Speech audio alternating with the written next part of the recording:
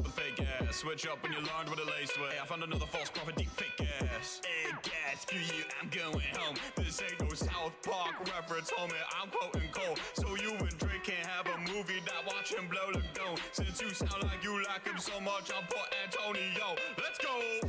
Guess we're bringing back fuck J. Cole. Guess we're bringing back fuck J. Cole. Guess we're bringing back fuck J. Cole. Oh Lord.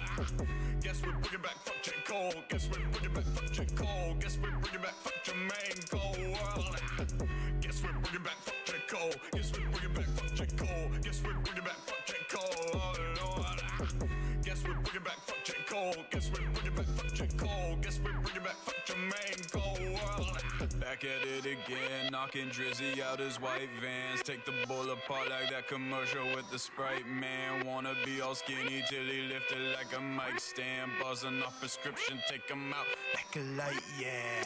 Like a light, yeah. Like a light, yeah. Lawyers get involved, he don't even wanna fight. Like his underage models, he gon' do it for the gram, but won't leave it up to chance. Get brutality like, who? Guess we're bringing back fuck J. Cole. Guess we're bringing back fuck J. Cole. Guess we're bringing back fuck J. Cole. Oh Lord. Guess we're bringing back fuck J. Cole. Guess we're bringing back fuck J. Cole. Guess we're bringing back fuck Jermaine Cole. Guess we're bringing back fuck J. Cole. Guess we're bringing back fuck J. Cole. Guess we're bringing back fuck J. Cole. Oh Lord. Guess we're bringing back fuck J. Cole. Guess we're bringing back fuck J. Cole. Guess we're bringing back fuck Jermaine Cole. Bro, dead ass. If I have to hear about something being cold as opposed to cold ever again in my life, I'm gonna crash the fuck out. You know, unless Schoolboy Q call me or something. Like, then I'm gonna apologize. That's just protocol. You know what I'm saying? 7-minute drill wasn't even 7 minutes. Idiot.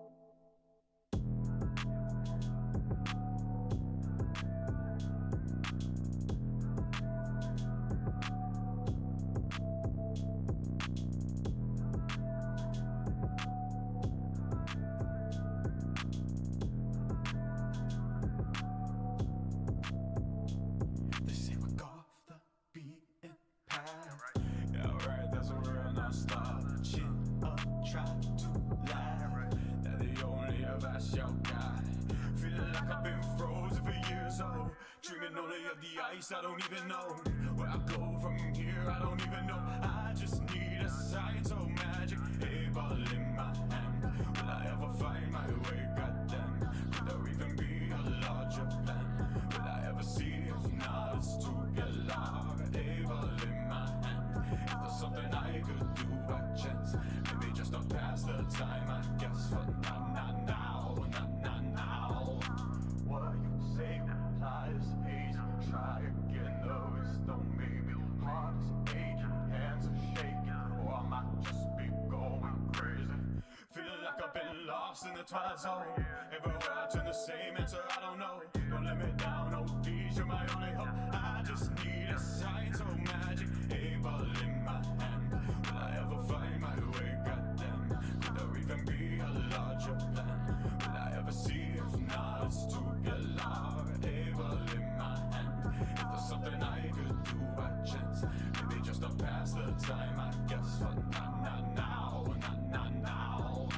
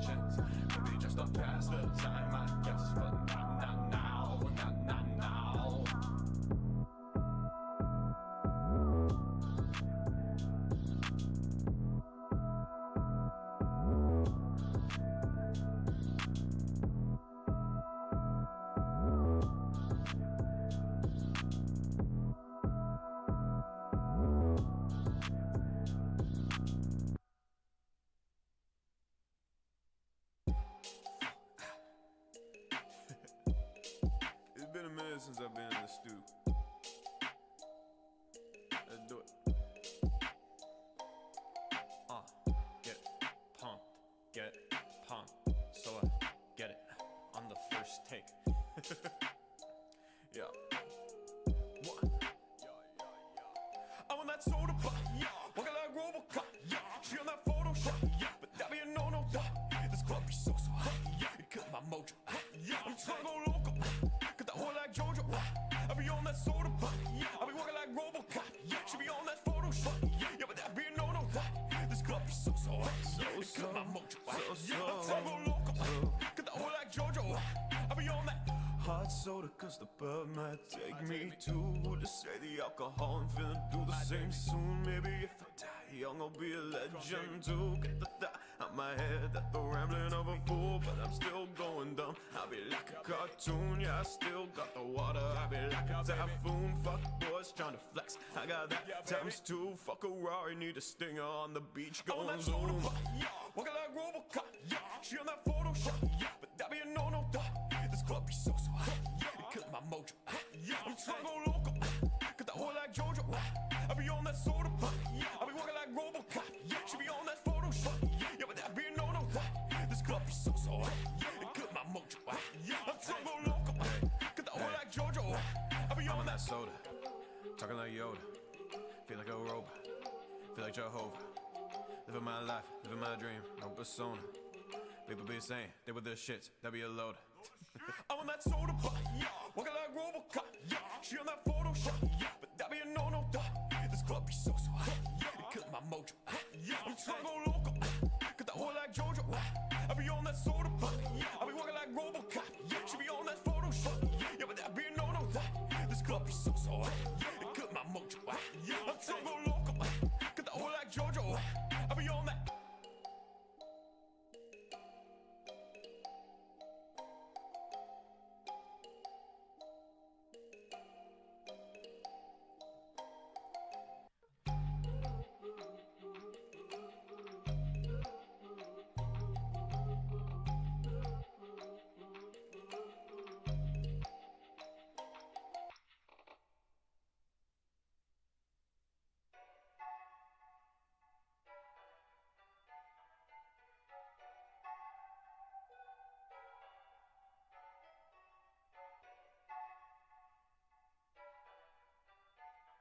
Getting ready.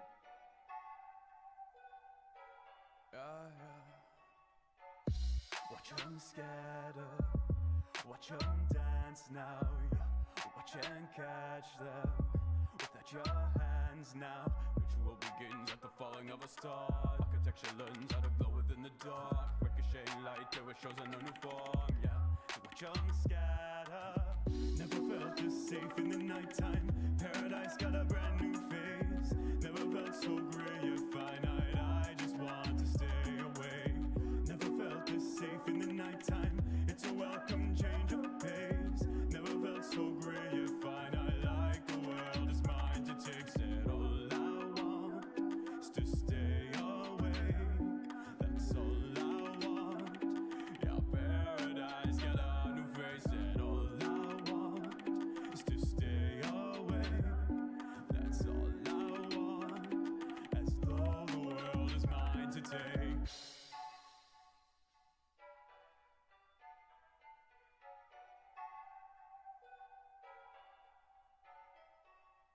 I want this to stay, distaste for the day.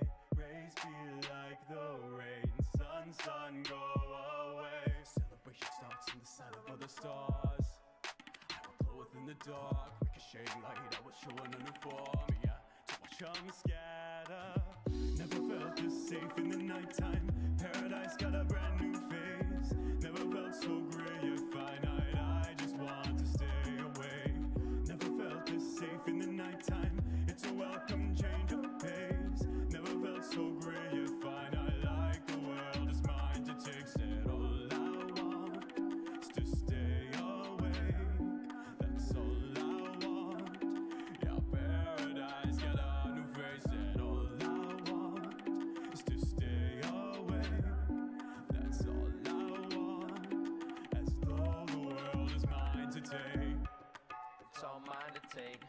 slide the bass. No time to waste. Don't trip, babe. No need to be sliding face. Don't pace this long race. Just give me head to the dome taste. Make me burst wide open iPhone case. Yo. Yeah, I had to drop it, energy so toxic, enemies be locked in. I can see red dots in the OBDOC. Yeah, I keep on dodging, see your knees be wobbling, cause the beast is watching. But I be behind the scenes trying to cease the optics, feeling like a god now. All I need's a god, that's why they all bow down. While I be so modest, chop it up on a drum like I be karate, yo. Never felt this safe in the nighttime. Paradise got a brand new face. Never felt so gray yet finite. I just want to stay away. Never felt this safe in the nighttime. It's a welcome change of pace. Never felt so gray yet finite. Like the world is mine to take. Said all I want is to stay awake. That's all I want. Yeah, paradise got a new face. Said all I want is to stay awake. That's all I want. As though the world is mine to take.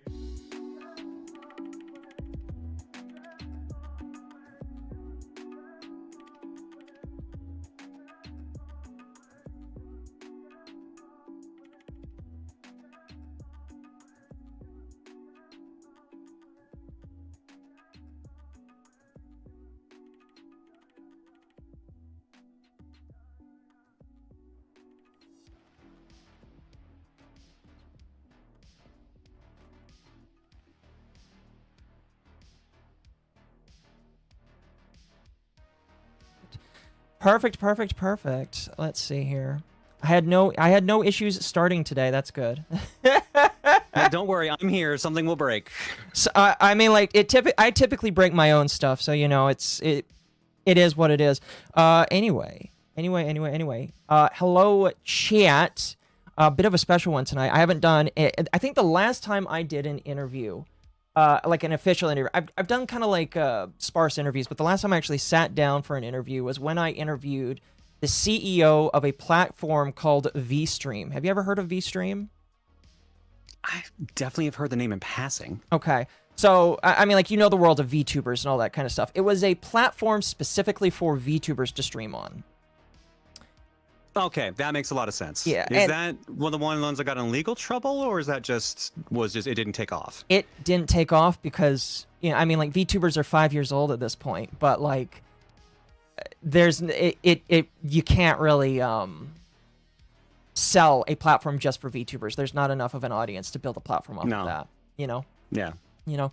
Anyway, hello everybody. Tonight I have with me Claire, ProtonJon, otherwise known as, and I asked them for an interview tonight, and you said yes. You were a little reluctant, but you said yes. Yeah, no, I'm just like, hang on, we sort of know each other in passing from various things. I'm like, is this a good idea? But yeah, I'm here. Well, we chatted up a bit beforehand, so I'm good to be here. I appreciate it. Yeah, definitely. I know that I've definitely told my chat before in the past, but you are one of the you're definitely not one of the first, but you're one of the few Let's Players that kind of inspired me to like create content, kind of just in general. Oh, well, thank you. I appreciate that. Yeah, for sure. I kind of like I will admit, like, I started just playing video games and all that stuff, and I was like, you know what? It's kind of oversaturated. You kind of had to be there in order to get into video games. It really is oversaturated.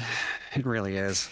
You know, and so the only people that do it now are the Mr. Beast or the Mr. Beast clones that are able to, like, make everything pop for, like, every 10 seconds, or the old guard that everybody is nostalgia for. You think Jimmy sold his soul to the devil? Did you see the video of him getting punched by Mike Tyson? That is my favorite video out there because literally you see him show emotion.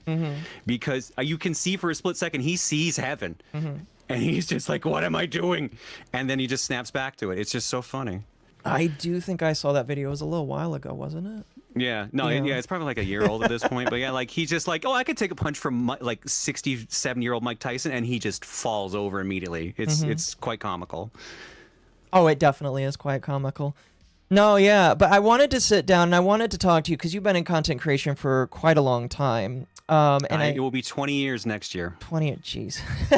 I know. You were trying to make me feel old. Don't worry. I've been in this for so long. This is approaching half my life. That's crazy. And how do you feel about that? Sad. Sad? No, I did. It's just interesting because this is not where I thought my life was going to go. Because like I have a bachelor's degree in computer science. I thought I was going to get into game programming and design, and it turns out I hated it. So I was just doing this as a hobby. Like literally, it was like my third year. 3, 4, 5. Oh, it might have been even like my fourth year of university. And I was just like, well, like, I'll just do something here. A bunch of guys are doing it on the Something Awful forums. They're kind of just chilling and have fun. So I'll just read it out and just do my own video. And like, I learned how to edit from that. I learned how to do all this other stuff. And then it just kind of took off from there as I was finishing my degree. So it was this interesting case of like, well, I think this is something I should maybe chase a bit. But a lot of my friends, for lack of a better term, grounded me. Because they would literally, as we went to anime conventions, I would be in like cosplay running around and stuff. And then my friends would go like, oh my God, is that ProtonJon? Out loud to anyone around them. And I was mortified every time it happened. Like, what are you doing? No one cares in reality. What are you doing? And the only thing that got them to stop was we were at SakuraCon like 2009, 2010, somewhere in that range. And one of my friends said that in the vendor's hall. And then one guy that was near us walked up and said, wait, are you actually ProtonJon? I was like, yeah. And he gets right up to my face, looks me up and down, and goes, wow. And then walks away going, wow. And I look at my friend and go, that's why I don't like when you do that. And that's when they stopped. I'm going to be completely honest with you. That would freak me the fuck out personally, especially these days where you get people that do a lot more crazy stuff in the realm of conventions, you know? Oh, man. I used to get glomped, but that was more because of the costume I was wearing, so... Fair. So trust me, I've experienced the yaoi paddles and everything else of the day. I'm sure you could tell stories for years about that. Oh my God. My favorite story, and it's the craziest one, is we were doing cosplay chess, and I was Dante from Devil May Cry, so I had a huge pleather jacket on. Like, you can't feel anything with it. Someone at some point stuck a glomp me sign on my back, and I'm just standing on a chessboard to play this, and this lady just runs and jumps on me, and I fall on the person next to me, which is this little kid dressed as Toph from Avatar. So I've suddenly just landed on this small child. I have no idea what's happened. I get up and I see security chasing this woman down like the walkway, and I'm just like, what happened? Kid, you okay? It was the weirdest experience for sure. Oh, was the kid okay at the very least? The kid was fine, thankfully. Like I got lucky. It was more of a shove than anything else. But like, no, I took the brunt of that. Oh, that is beautiful. That is beautiful. That is beautiful. One thing I did want to start with, you brought up Something Awful. And I don't think a lot of people these days know what Something Awful is. I know about it through osmosis because I've kind of studied what's kind of happened with the owner of Something Awful and his kind of like rise and fall. Oh my God, fucking low tax. But tell me a little bit about like, kind of just like your time on Something Awful. What kind of like inspired you? Because I was looking on YouTube and some of your first videos was Ninja Gaiden. What kind of inspired you to do that? My actual first videos were Kirby Superstar, so the Ninja Gaiden ones came later because I posted them on YouTube out of order because originally I posted on Google Video. Oh gosh, I remember Google. Yeah, this is why you can't make me feel old, Occo. This is why you can't. Google. Oh, fuck. I forgot Google Video before it was. Oh man, back when it was only 10 minutes of an upload. Oh no, that was YouTube. Google Video had no limit. Oh, it didn't have any limit? Oh, fair no, that was the reason everyone used it, because it had no limit. But people were just uploading movies. I got to see Silence of the Lambs on there and started watching that, and that's where I watched all the Mystery Science Theater stuff back in the day. Oh my gosh! Wow.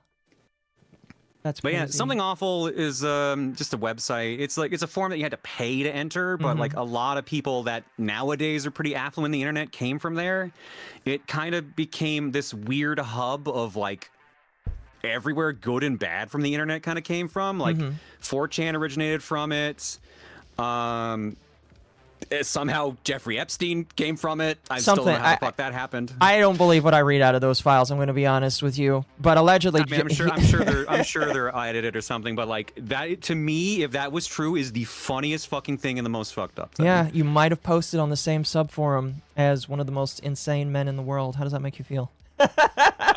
Considering I was only in the gaming forum half the time, better. Yeah. Better than it would have been. Fair enough. Fucking wild. It's a wild thing. But yeah, like it was basically like just this forum that was basically very insular, very ironic, like irony comedy and irony culture kind of ruled there. Like you kind of like you formed a little bit to their likings and stuff like that, or like you if you liked something too genuinely, they might poke fun at you and stuff like that. It really just depended. Like I know I got teased for a couple various things over the years, so you kind of like you learn to toughen up a bit. That's why I kind of have a bit of a thicker skin from the internet at this point, but it is a place where it was just like, depending on which corner of it you go to, you could get like completely different experiences. I mainly stayed in gaming, but they had like places for buying and selling, places for like downloading stuff illegally, stuff for making fun of people, like Grover House, all these famous, infamous internet stories. Like It Is a Mystery Ghost came from there. A lot of weird memes from the internet kind of came from there. It is definitely the progenitor for a lot of different websites now. Yeah. Definitely. And you kind of like, why did you make videos and just post them? Were you just interested in showcasing like your gameplay, or like were you answering questions? I was just fucking bored. You're bored? That's fair. Yeah, so like the best way to put it is like when I had free time between classes and I was at home, like I wasn't out with a girlfriend or anything like that, I was just watching these other people do videos. So Slow Beef had started doing, like, I guess, let me rewind a bit. Let's Plays had started, I think it was 2006, that sounds right in my head. But they were all screenshot Let's Plays. So people would take pictures of the game, write their commentary underneath it, and then like just go through the playthrough like that. Usually it was just meant to make fun of the game or like joke about the story and stuff like that. But Slow Beef, and I think it was beginning of 2007, end of 2006, did the first video Let's Play. He did it of The Immortal for Genesis, I think it was. And it was him doing commentary and stuff like that. And I remember one episode, or it might have been when he did Super Metroid, it was just him on a bus drunk talking over it. And it was just, the idea was just funny, where it was just like, talk over a game, just commentate and just have a good time. So eventually he revealed what he had done to actually do all this. So I downloaded Camtasia Studio, sounds right? It's been a while since I've seen that. You remember Fraps? So downloaded that, learned how to edit from there. Oh, Reese was using Fraps up until like a couple years ago. So really? I think she still does it from time to time. Because Fraps still works. She's like, if it ain't broke, I ain't gonna fix it. I mean, I still have a perpetual license for it, but like OBS is free. That's why I use it. Yeah, she has a perpetual license too. That's why. So. But yeah, no, like it was just like I saw them doing it. It looked fun, so I picked my favorite Super Nintendo game at the time, Kirby Superstar, and started doing that. And I will never forget the compliment I got from Slow Beef when I put up my first video, because it's the funniest thing to me to this day. He said, "I was going to tell you sound like the video gaming Mr. Rogers until you started swearing like a sailor." I remember that. Some of my favorite videos are you just getting upset at like different video games and stuff, especially all of the. I think one of the first videos I saw of you was some of your KAIZO Let's Play that still exists. Yeah, no, I kept the more popular ones up because, you know, they're that. And I think if you go to the Let's Play archive, you can still see the entire playthrough. But yeah, no, Special Stage 2 was the infamous one, and that everyone was like, oh, you got to share this. And I still laugh because that's the one I was going to delete. Because I hated how the video came out, and I was just like, I should just get rid of this. And then I showed it to one of my friends. He's like, no, you got to show this. Psychedelic Eye was like, you need to post this. And I did, and that was my note of infamy. That's really funny. Yeah, I think some of my favorite videos, going back through this, because I like listening to a lot of stuff because it makes me feel nostalgic for my childhood, I guess you could say. But I do like listening to a lot of your old Mario ROM hack stuff. And I know there's there's a lot of jokes that are probably made about the Mario ROM hack stuff, but those are some of my favorite. That's some of my favorite stuff. I actually had someone come into my stream on Wednesday asking, like, when's the last time I played a Mario ROM hack? They were like hoping, like, I hope to see what you're playing next. I'm like, I haven't touched one of those in years. Closest thing I did to that was Mario Maker. I was gonna say, how did you feel about when Mario Maker came out? Did you feel like it was made specifically for you? I had a little bit of PTSD when I saw it. I'm like, no, they legalized ROM hacks. What are they doing? Oh, that's funny. That's great. There's some really good Mario Maker stuff out there, though. Oh my god, there's so many good stages. I got to give people credit for that. Like, Mario Maker brought out a lot of crazy creativity. It definitely did. There's a lot of stuff on there where I'm like, you know, I really like to play this, just to say I did, but I know for a fact I can't do that. Oh yeah, no, I wasn't. I think there was one stage that no one could ever beat in Mario Maker, and I think they beat it like a couple days before the actual servers for the first game shut down. Some crazy story like that. I think I know which one you're talking about, but yeah, there are a lot of really good ones in there. Yeah. Speaking of Nintendo, though, really quickly, I'm curious. Do you have a Switch too? Yeah. Yeah. Do you kind of like where Nintendo's going these days? Because like I know that. Oh jeez. Do you want me to be perfectly honest? Yes, I hate where every please. company's gone at this point. Like, the gaming industry sucks right now. It's awful. Yeah, I would agree. I would agree with Sony Yeah. getting rid of physical discs, Nintendo trying Sony to. physical- Yeah, sorry, I didn't mean to cut you off. No, you're good. You're good. I think Sony getting rid of physical discs. Nintendo is. I really know what Nintendo is doing because like the Switch 2 is out and it's cool, but I don't own one because there's no real games on it that I find interesting enough for me to get a Switch 2 for. Yeah. And then Xbox. And then Xbox is Xbox. Exactly. The thing I find is like Nintendo is doing the best by doing the least worst stuff. Basically, that's the best way to describe the industry right now. People are upset about the game key cards, which from a preservation standpoint, I get. I mean, I'm a game collector. Like I'm used to. I like that aspect of things. And what was the thing they got in trouble for recently? Oh yeah, they always shut down fan projects and emulators and stuff like that, and like sue people into the ground to kind of get them. Is it? I forget if it was the 3DS emulator or the Switch emulator person that got sued for millions of dollars and is basically in debt for the rest of his life to Nintendo. Something like that. There's like they've done shit I can't approve of. But they really are the company with the least amount of heat right now, which is the weirdest thing to say. No, yeah, I would agree. Especially because Sony, I think they're all competing kind of right now, and Nintendo's like, we'll compete the least for the worst, Yeah. With that in mind, I am kind of curious. Do you have a Steam machine, or do you plan to get a Steam machine? I have a Steam Deck, and it honestly took me a while to start using it, but it was nice, and I think I use it more than my Switch 2 at the moment. Oh yeah. Steam machine I wanted to get until I saw the price, because like my rig is at this point is like 8 or 9 years old. I'm using a 1080 Ti right now on it, so really? it's struggling right now. Like we did Split Fiction earlier, and my frame rate was choppy on OBS and everything. So I'm at a point where I need an upgrade, but the upgrade cost now is probably 3,000 Canadian more than it would have been had I done it like last year. Yep. Especially it's ridiculous. Yeah, let's see. So you said 8 or 9 years old. So you probably are running on last gen RAM at this point, like DDR4. Yeah, that sounds right. Here, let me just quick check.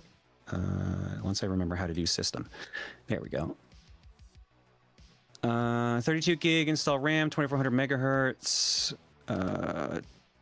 Yeah, it doesn't say what kind of RAM it is, but I think pretty sure it is DDR4. Fair enough. Yeah, 1080 Ti, 3.7, i7 8700K CPU at 3.7 gigahertz. And most of my hard drives are full because I've had this computer for way too fucking long. Fair enough. I will be honest with you. I kind of get the struggle though, because I want the Steam machine because it's like it's a good computer to just have as a gaming computer. I would because I run a dual setup because VTubing is kind of intensive on one computer, and I'm sure that that. I've done a little bit of VTubing, so I understand completely. Yeah, and so it's just like a Steam machine is a great option for people that's just like, oh, I've got one computer, but if I had a second one, I could game off of that, and then I can use this to stream with, But like, oh gosh, the prices for everything these days, and I can't really blame Steam for that because it's not really their fault. I know, and that's the thing. Like, who to get mad at, and it sucks that there's no way to get actually anything done about it. Mm-hmm. Yeah. I think the only way that'll get fixed, the whole AI stuff. Oh, really quickly, I did want to ask, what do you think about the whole AI stuff? Just in general. I don't mind if anyone uses it personally, but as someone who has a pretty big art community and stuff like that, I don't want any of it submitted on my community and stuff like that. I'm not going to ostracize anyone for using it, but I'm also going to kind of side-eye them. Because like my sister, she's like, yeah, I checked ChatGPT for this. I'm like, sis, come on. But like, if she's just doing like simple shit, then I don't care until things get bad. But like, I'm not going to ostracize anyone, but I'm also not a fan of it. Well, I mean, I'm not talking about just the art aspect. I'm just talking about AI in general as a whole. Oh, okay. Sorry. Yeah, sorry. I went a little too general on that. No, you're good. I think the business is kind of working like a scam right now. It's basically an industry that's being held up by promises and wishes and a lot of loans that don't exist. And the second someone actually cares enough to try to press on that, it's going to fall like a house of cards. But at the same time, based on how the economy is, that might cause more problems than anything else. Yeah, a lot of people. I think the thing that a lot of people don't recognize is, yes, the AI as an industry really is hurting some places. Like, yes, all computer components, anything electrical is getting more expensive because of that. However, a lot of people have put a lot of stake into AI, and so I'm just like, well, I want cheaper computers, but do I want the economy to struggle? That's a toughie right there. It's the real catch-22, because like I know, like I'm part of the team. Like, please just let AI go away so I can like afford things again, and I don't have to worry about like health situations with like data servers and stuff like that. Like they're trying to build like a data center up here for AI, and I'm just like, why? We're like all forests. That's gonna mess things up. Well, that's perfect because it's perfect to have it there, because then there's less people, you know. Less people, but yeah, you know, we only have like forest fires every year or anything. It's not like it's gonna make that worse. I honestly don't know. I haven't put too much research into how AI data centers work. I just know that like they eat a lot of water. I don't know for heat transfer. I know for like the water poisoning is about the only thing I mainly hear about. The main issues, the water consumption and poisoning are the two things I always hear about AI centers. I do believe that water consumption, I guess it depends on who's doing it and how well they're doing it, but I believe AI consumption goes down after the initial suck up of water. But I don't know. The only problem I have, especially with this province, is we're landlocked and we have to import some of our major water sources. So it would be really weird of us to do that here. But I don't know. If it was at a point where it was a lot more feasible, a lot less consumption of electricity, water, etc., all that, and it was doing a lot less damage. Like if it was actually regulated, that's a good. So much less issue. If it was regulated, if the people at the top weren't actually making deals to get it out there, you know. Yeah. No, I totally agree. You can hope for the best, but I've learned to expect the worst at this point. Yeah, I kind of have the mentality of the world is a circus and you're just supposed to enjoy it the best you can, you know? Yeah. I'm getting sick of having circus peanuts thrown at me, though. No, that's fair. That's fair. I will say, though, with AI, I do think we're kind of already in this transition where people are discovering the limits of it.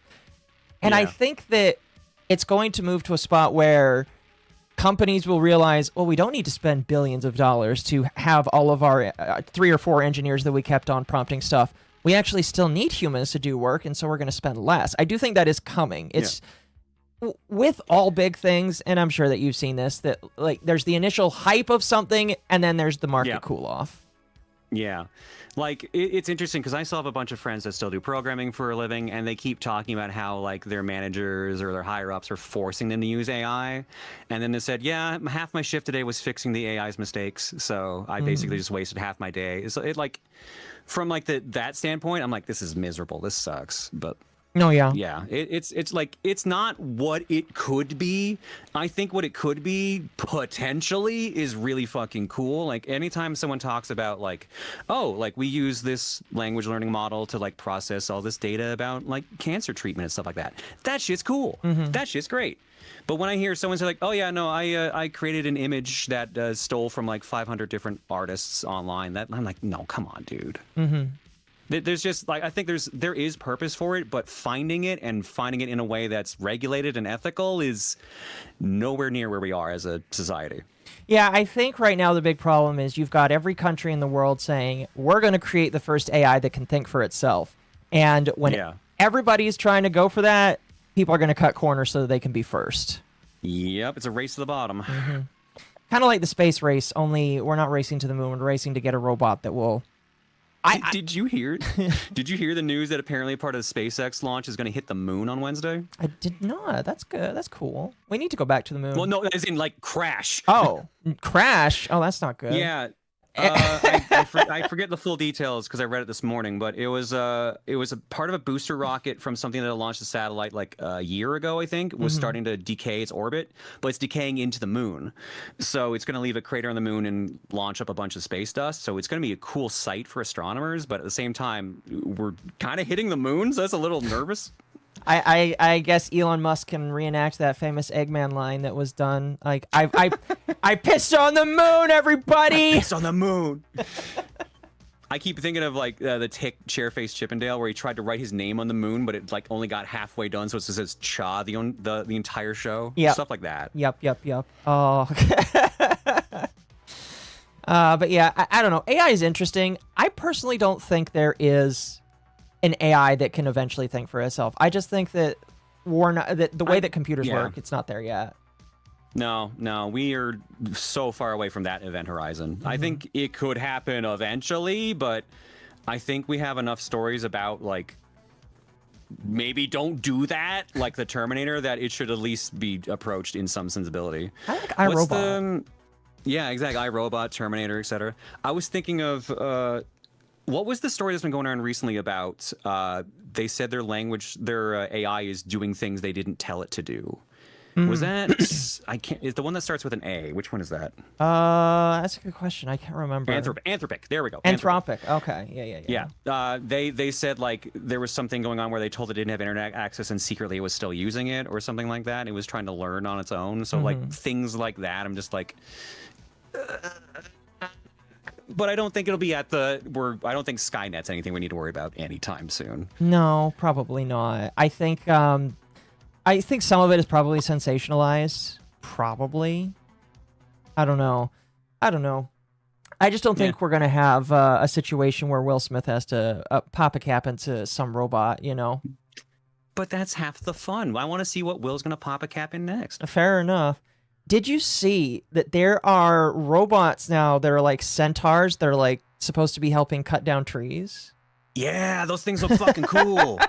People like, that's a demon right there. That's not a robot. But that's still the cool shit. That's like the stuff you should be using like ethical AI for, because that shit fucking rules. Like, figure out a way, like, power armor. Like, they were working on that for a while, where you'd have, like, you could get yourself in a little thing that extended your height or extended your grip or stuff like that, your strength. Shit like that's fucking cool. I love that stuff. No, I agree. That stuff is pretty cool. And they still have humans, I believe, operating those robots, but, like... Yeah.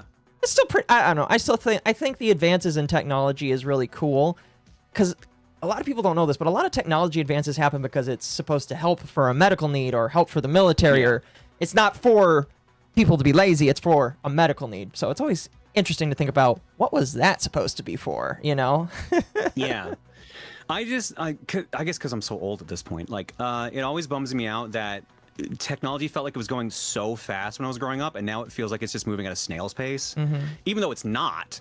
But, like, it feels like that now because there's just not as many new big improvements as much as there used to be. Like, I lived through landlines into, like, old cell phones that didn't even have like a screen. You could just see the numbers on it, and that was it.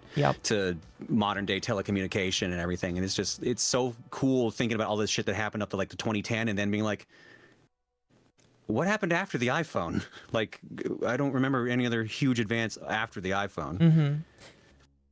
I think part of the problem is there does reach a point where it's just like, oh, you can't get any smaller. Like, I'm reading that, like, specifically when it comes to storage space, we're getting to the point where you can't get much smaller than we've already gotten. Like, I guess we can have, you know, 1 terabyte in a micro SSD.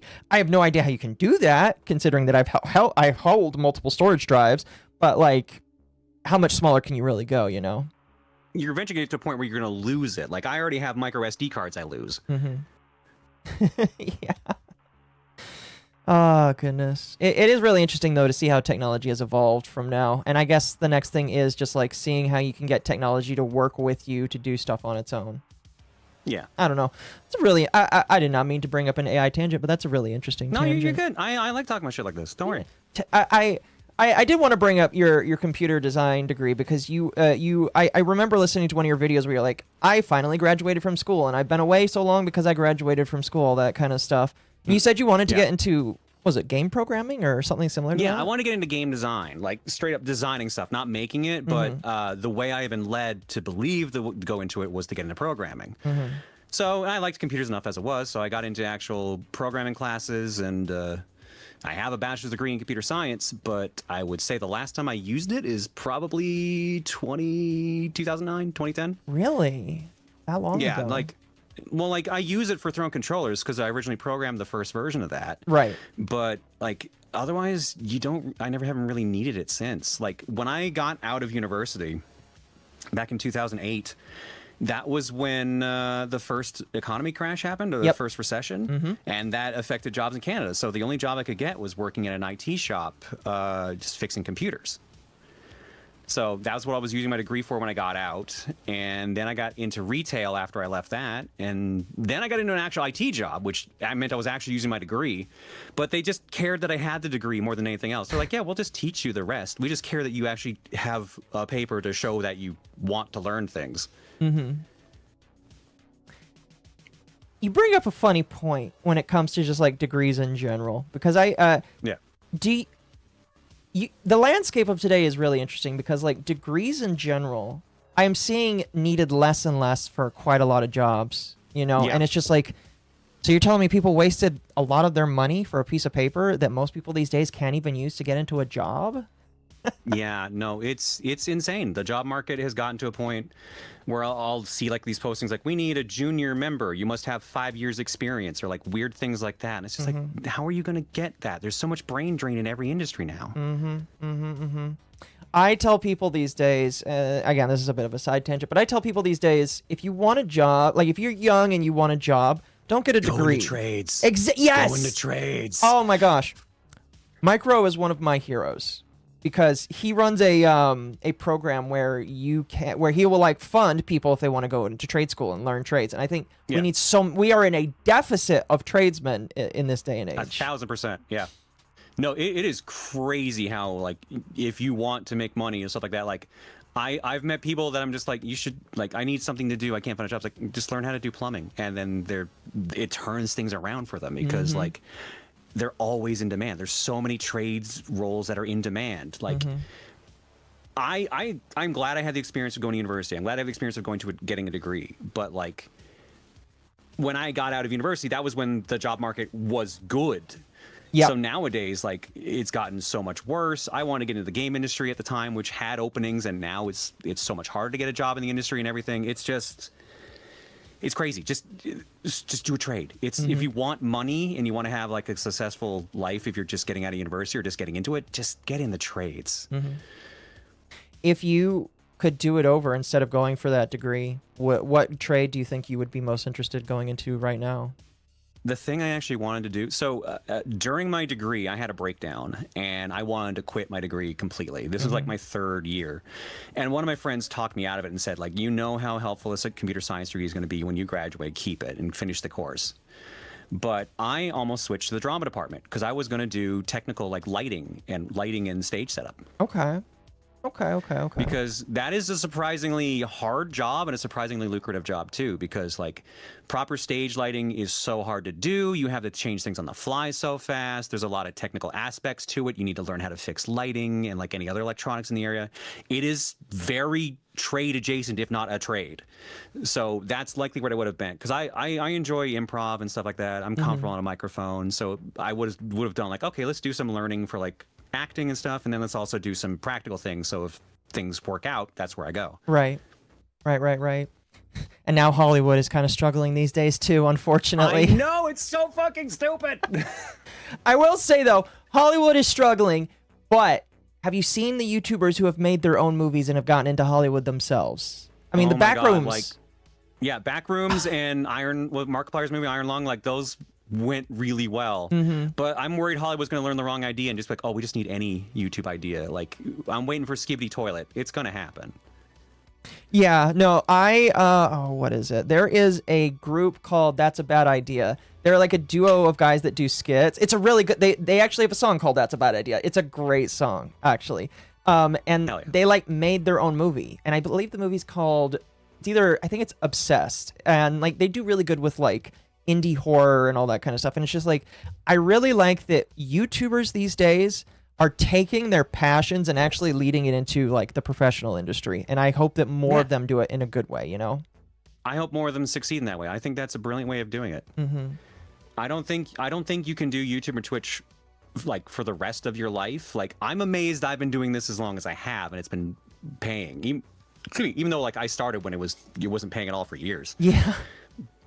But like, I don't know, man, like you do have to have some level of exit plan. And what sucks for me is all my exit plans dried up. So now I'm like, what do I actually do? Shit.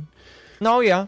I mean, like, I would tell people that, like, if that was their thought process, it's never too early to look at other things that, like, you still feel like you can do and all that kind of stuff. I mean, like, even for me, like, I know that YouTube drama is something that'll stick around forever, but will I realistically do it forever? I don't know, you know? Eventually you're going to get tired of it. We'll see. We'll see. Like God knows there's some days where I'm like, I don't want to fucking play a video game in front of people today. Yeah. Yeah, but I always tell people, is like, if you want to get into content creation, first you have to remember that most people have a shelf life of 5 years, 10 at the latest, and if you go any longer, you're just like a 1 in a million. You're doing like you're really lucky, or you're somehow able to reinvigorate it. So you got to figure out where you're going to go right after this, and all that kind of stuff, you know. And so I definitely think for a lot of people that do it, but yeah, it is really nice to see content creators like jump into that professional scene. And do a lot with it. Hell, I've seen content creators that like create video games on their own channels, and then they like go on Steam and sell them, and it gets like popular and all that kind of stuff. Yeah, no, cool. like I met a couple people that do that stuff, and then that's fucking awesome, man. And like the indie development scene here is pretty good in Canada. Like Vancouver has a crazy indie development scene. A bunch of stuff's come out of there that's been fairly popular. So it's cool seeing people jump like that. Have you ever considered like doing something indie of your own? Just like I've thought about it, but like I don't think I remember half the stuff I learned in university anymore. So I'm like, I have to relearn everything again. And I'm already shit with time management as it is. So I'm like, if I'm doing this because like I'm desperate or have a really good idea. I would be more likely to get into writing before I would get into actual like game development, because writing was a passion for me for a long time. Did you ever write? Oh, sorry. Go ahead. No, you go. You go ahead. I think your question's gonna play into it, anyways. Yeah, I was just gonna ask if you ever did any creative writing that like saw the light of day to the masses. Bits and pieces. Like, I have 2 books I was working on, and they never really got too far. But a bunch of the characters have gotten art and stuff, so people know they've seen the characters around. But none of the actual like things have otherwise gotten out there. I'd say the most creative thing that people get now is, from me at least, is my dream interpretations, because they are very off the rails. So, could you explain that a little bit for the audience, just so they might know? So for those who don't know, I've been transitioning for a couple years, and well, it might not look like it. I'm basically in a gender fluid state. So just I'm cool with whatever pronouns, whatever. John is fine, Claire is fine.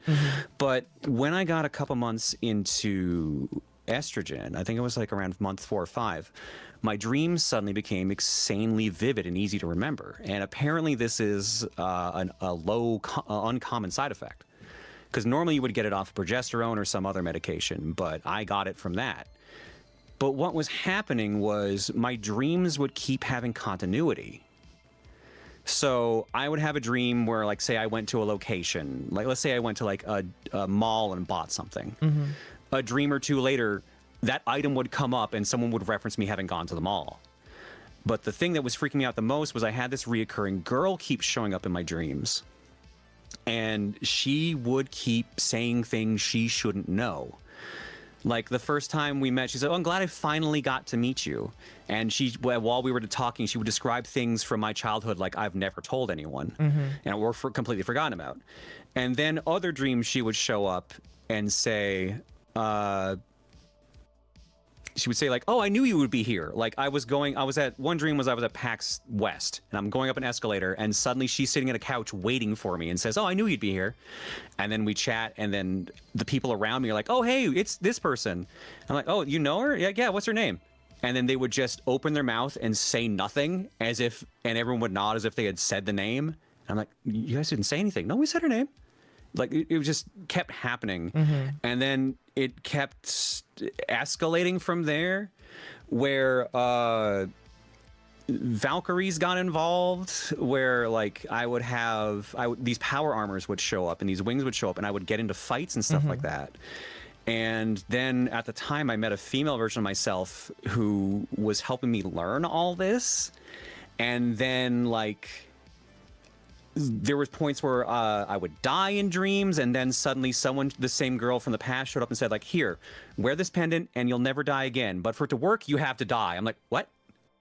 And sure enough, in that dream I die, and then the dream just rewinds. So I've never died in a dream since. Like it's weird. So it's like very creative. And when I tell people about it, they get into it. But also it's weird. So Sounds like a good plot to a book or a game or a movie, honestly. yeah, people keep telling me like, you should write this down and turn it into a book or something. Like I might, but like, how do I explain like where do the kitsunes come from? Like shit like that. It's like, how do I explain this? Do all good animes explain where stuff comes from? Let's be honest here. Yeah, you've got a good point there. Yeah, fair enough. Oh goodness, that's really interesting. I did used to have a period where I could lucid dream, but I don't think I had continuous dreams like that. That's really interesting, though. I don't know. Yeah, no, it's so funny. Like I had dreams where like, this was like last week. I had a dream where I went to a convention and was hanging out there, and then the next dream, because I was at the convention, I missed getting brainwashed with the hockey team I was working with. So I start trying to like transform to fight them, but then like the hockey team attacks me and stuff. And then like after it's weird. Like the recurring things that show up are kitsunes, Valkyries, and a shotgun. And keep having shotguns. I had a shotgun last night. I don't know. Sometimes the dreams are like, oh, it's a zombie apocalypse. I'm like, okay, cool. I got a shotgun. I'm good. And then other times is like last night's dream was I was at an expo or something. There was a shooting gallery, and people were like just shooting targets. I said, hey, like we want to see how good your aim is with this shotgun. I'm like, I'm using a shotgun. Are you sure that's a good idea? Because there's kids around here. They're like, yeah, no, do it. So I aim a shotgun to shoot at a target, and as I pull the trigger, a kid runs in front of me and I'm like, what the fuck, dude? And the gun fires a blank. It doesn't fire anything. Oh, that's funny. And it goes to show me in the dream that I was at my childhood home loading the shotgun for this event I've gone to, and I had one actual slug and then 3 weird bullets that I got off Amazon that I'm like, I don't think these will fit, but I'll try it. So I pulled the shell out at the event, and it's literally like a rifle round inside a shell casing for a shotgun, so it didn't do anything. But it was just like, did the kid know this wasn't going to do nothing? Like, what happened? Like, it's so weird at times. It's fun to tell people about it, but like, if I go into detail, it always makes me sound insane, which, that's dreams. I mean, I do got to ask, do you have any IRL experience with firearms? Because I know you've been to the U.S. quite a few times. Actually, all my firearm experience is from when I was a kid. Okay. So my dad was an avid hunter, so we had rifles around and stuff like that.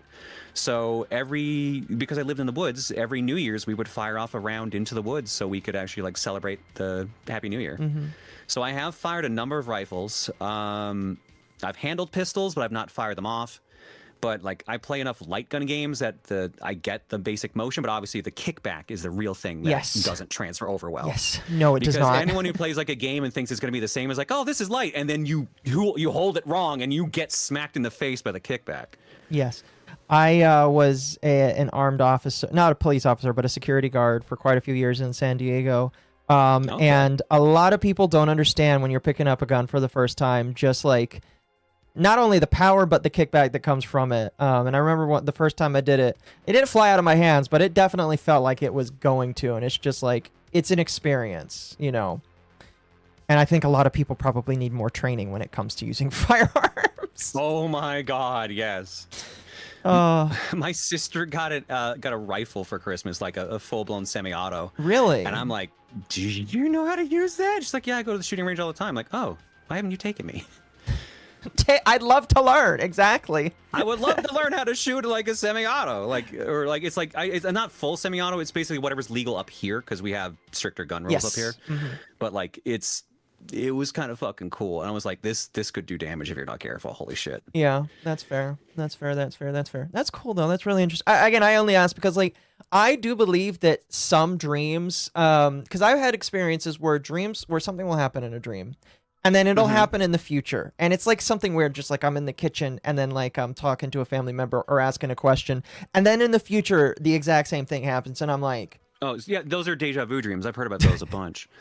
I've had one or two. The one I remember the most freaked me out because it was that her name is Cherry, is what we ended up calling her. She showed up in a dream and she handed me a book that showed me going through like some really tough situation. I was like beat up, my armor was damaged, everything.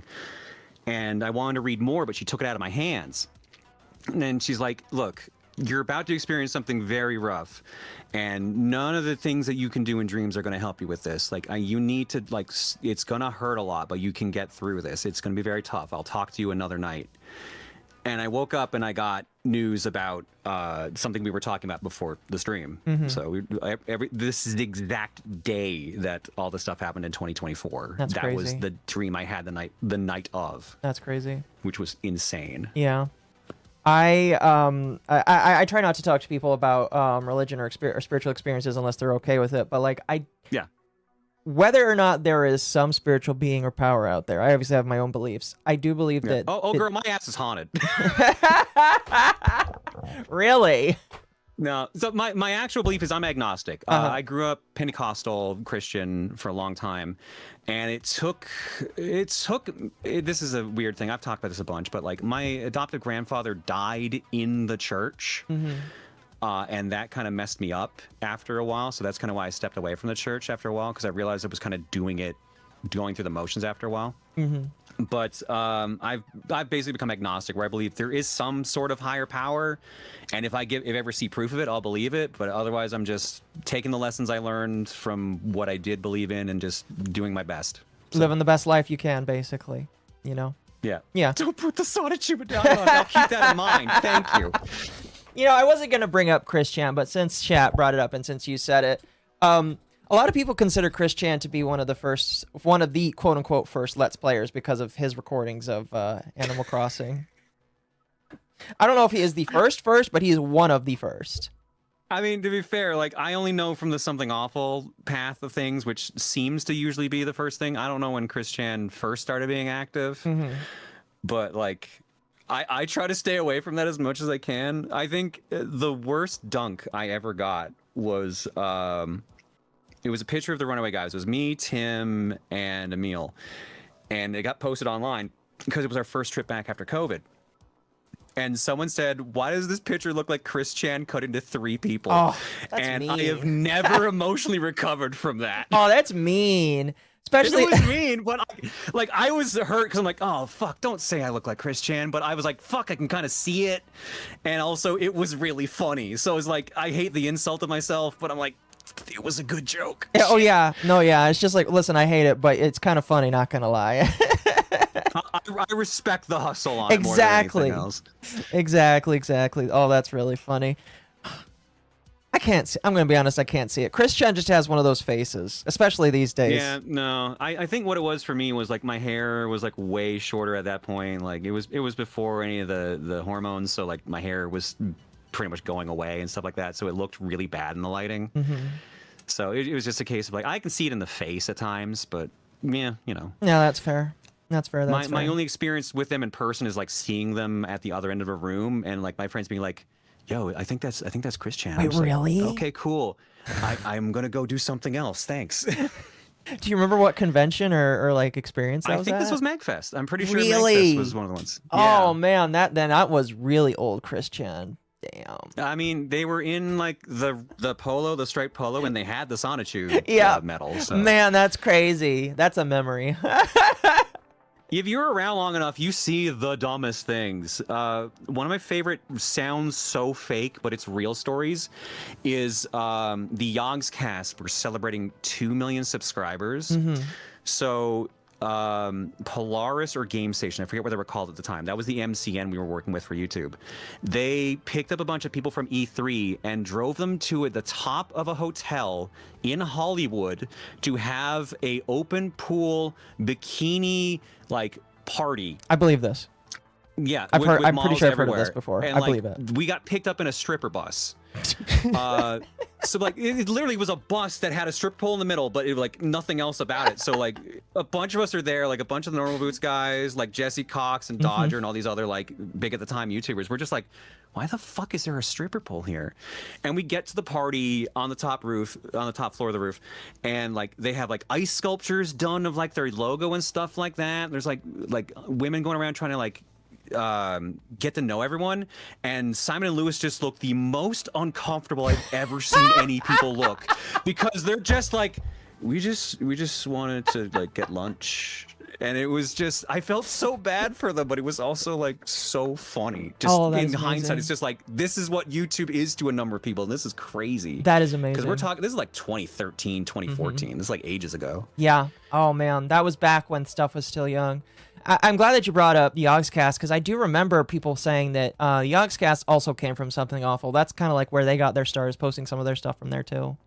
I don't remember. I know that's where Total Biscuit came from, because I've interacted with Total Biscuit a bunch, but I can't vouch for Yogscast. I'm not sure on that one. Yeah, I want to say that I've heard that like that's kind of what, because I know that they were big in the beginning for their World of Warcraft, and then they're like, oh, let's play Minecraft, let's try Minecraft, and then jumped off right from there. Off. Yeah.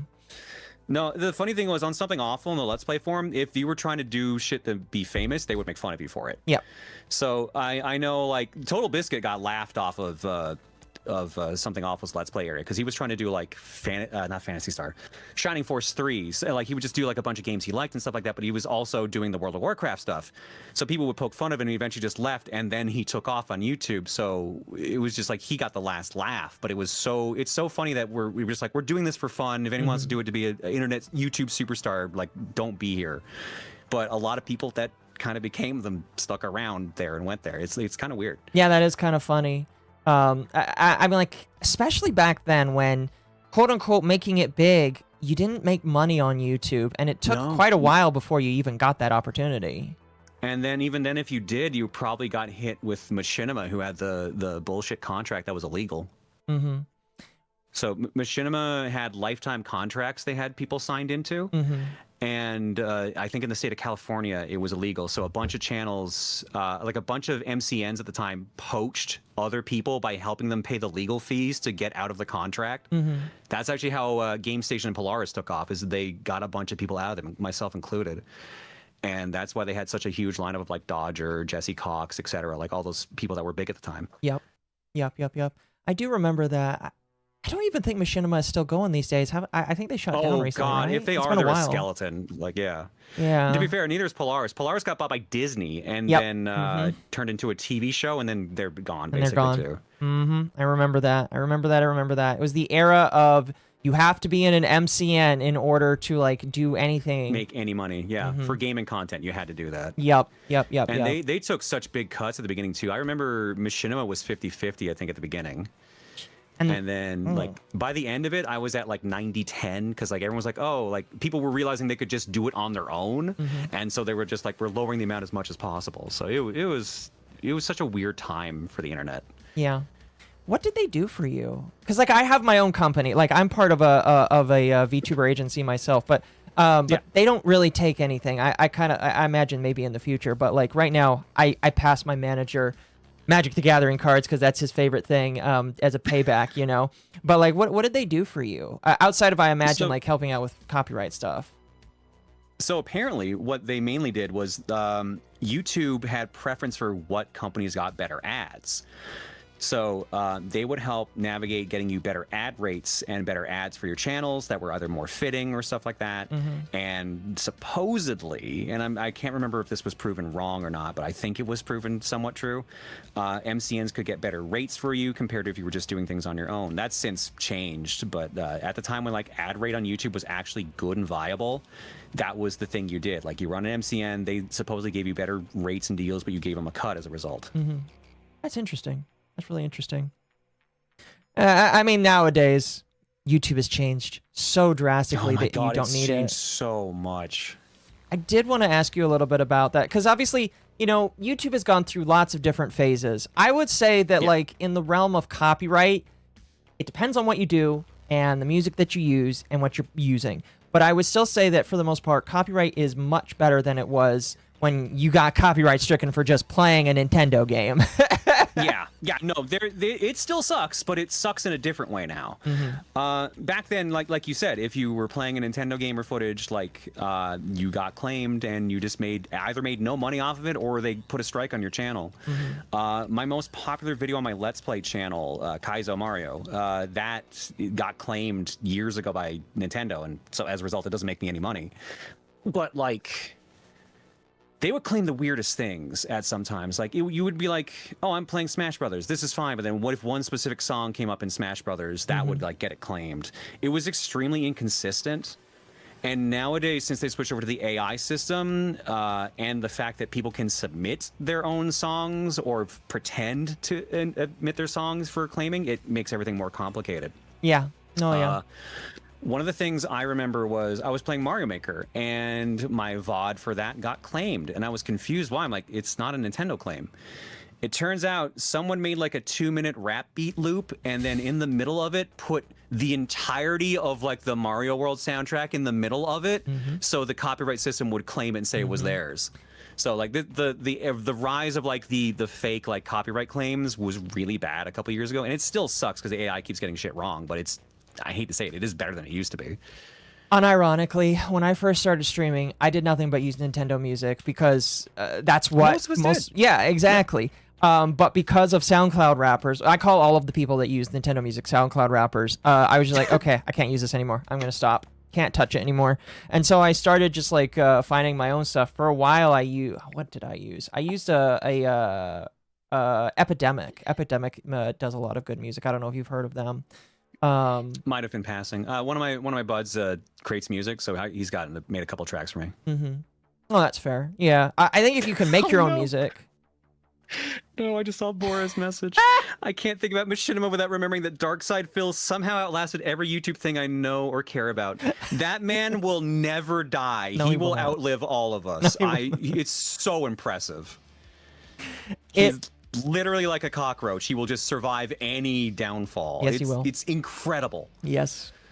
I agree. It's really funny because DSP is the other person that I think of when I think of the longest standing. Again, I don't think he was one of the first, but he is one of the longest standing people, and he has escaped bankruptcy. He has escaped so many things, and it's just like, how is he still here? What is he still doing? I do not get it. Why people give him money? He like went bankrupt. He went bankrupt on mobile games. He had a mail order bride. He kept like a second house and then never paid any of the fees on it. Like, I'm like, this man is up there with Chris Chan for stories, and somehow he still has a following and is still going. It's almost impressive in a way. It's like he's like Magoo'd his way through life. Exactly. And yet nobody else can do that. If you try and do a DSP, you'll just go to jail. No. Exactly, yeah. It's crazy. Oh, DSP draws from youth and vitality. True. I believe that. From the haters, absolutely. There's no other way. Well, I do believe that the crazy thing about DSP is he's got haters that will give him money just because they want to see what he's going to do with it. Yeah, and then that's the thing. That's exactly what keeps them going, because like everyone loves a train wreck, so they'll stick around or they're like encourage it and stuff like that. Like that's kind of what happened with Chris Chan too. That's why they have so much notoriety, is because people just kept following it. Yeah, I'm gonna be honest. What's funny, and I told you I have autism. I use Chris Chan as like a point for it's just like, okay, I'm gonna learn everything that Chris Chan did and not do it. No, you know? Okay. Okay, you know what? I get it. That's not a bad strategy. Yeah, because it's just like everything that Chris Chan did, I'm like, okay, don't give the trolls ammunition, ignore people, stay away from mom.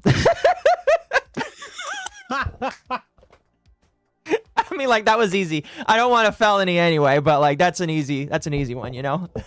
Yeah, no, I can't go into the full. I haven't never read up the full details of everything they've gone through, because every time I hear something, I'm like, you gotta be shitting me. It can't get worse than this, and it always gets worse. So I just don't try to listen to anything about them anymore. Yeah, no, I would say that like if you don't like listening to that kind of train wreck, definitely avoid it. Definitely. Yeah, because holy shit. There's a reason there's like was it like a 50 chapter documentary about his life or something like that? I believe it's 70 or 80 parts now. And is it up that high now? Holy shit. And he stopped right when Chris Chan went to jail. And right now he's remastering it. I'm not quite sure why he's remastering it, but he decided to remaster the entire thing. I mean, at that point, it's like your life's work. Like, that's been going for, like, what, a decade at this point? I I don't remember how long that documentary's been going. That's like a thing I remember from ages ago. It was pre-COVID. Yeah. So yeah. that would be at least, at this point, like 7 years. Yeah, something like that. Yeah, that's crazy. It's crazy to think. It's really crazy to use pre-COVID as like a pretext for everything that happened before and everything that happened after. It's almost like BC and AC for some shit these days. It kind of is. Like, there's like game collecting had a huge thing because of COVID, so everyone got into like the gaming market just exploded. So there's like the retro market sucks now. Card collecting, the Pokemon, the whole thing happened then because of the Paul brothers. Yeah, no. Yeah, we're not going into that. Oh, I mean, like, we don't have to. But did you see that the one of the Paul brothers decided to open some of original Pokemon cards that came from the magazines? I'm not surprised. And he's complaining that it was like hard to get off of there because it's like, oh, the glue's sticking to it. And it's just like, man, this game is 30 years old. Why are you upset that the card you spent $400,000 from is having a hard time coming off of the paper that came out of the original thing? Like, bro, he's trying to get a PSA 10 so he can claim he has millions of dollars in Pokemon cards. Unbelievable. Yeah, I will say you are correct, though, that there has been a massive rise in just like physical media. I do think that part of that rise comes from the fact that as things have become more digital, people are like, I don't want something to be digital. I want to actually own the thing that I decided to pay for. And so, you know, it is nice to see people like you having a massive collection like that because it shows that like you are not interested in just saying, oh, I get a license to play the code for the thing I really like, you know? This was a hobby, like all this, but like when I was collecting all this, it was so much more affordable. Like, this is a story I told recently. Anytime a game gets too expensive, I have to sell it off because I don't feel comfortable hanging on to it. I sold off 8 NES games last year. And they sold for about $50,000 Canadian. I probably bought those games for maybe $500 total. Wow. Like, game collecting went insane. It is crazy. Yeah. I do think some people are like, oh, that's just people that want to like mess with the market. I do genuinely think some of it is messing with the market. You know, you've got scalpers. It's totally like money laundering shit. Like the whole graded system for everything. Like, that's been known for years to be like money laundering and shit, or just like not actually what it's worth. But like, it's just such a headache, man. I miss when things were affordable and doable. Like, yeah. I agree. But yeah, it is just like, people want to say that they own something these days, and especially with some generations, they're like, you know what? I am going to spend a lot of money for something physical because, like, they tell me I'm not allowed to own anything physical. I'm just going to buy the things that I can own that are physical. Like, there's an uptick in like CD purchases and like cassettes and stuff like that. Yep. There's a rise in rental stores again, from what I heard. There's like a store that opened up in Seattle that apparently has been doing extremely well since they opened. That's interesting. It's such a fascinating thing because, like, if you're at the point where you don't own things, why not just get rid of the subscriptions and get things a la carte whenever you want? Yep.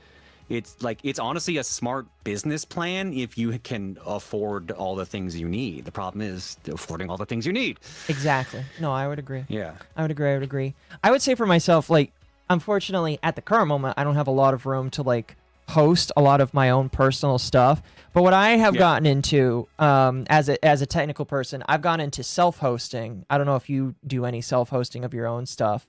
And what I mean by self-hosting is having my own.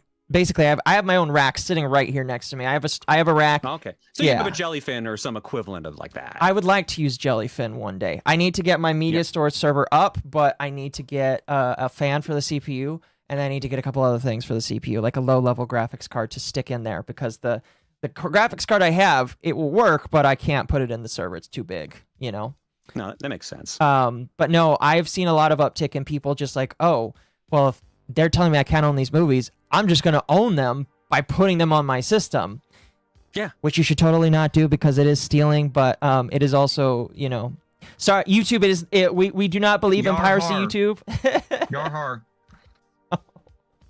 But no, I've definitely seen there's like two paths people are going. People are either going heavy with physical or they're going with trying to maintain the things that they own. Because it's just really, I mean, like recently Sony said, hey, we're unfortunately losing the license for this.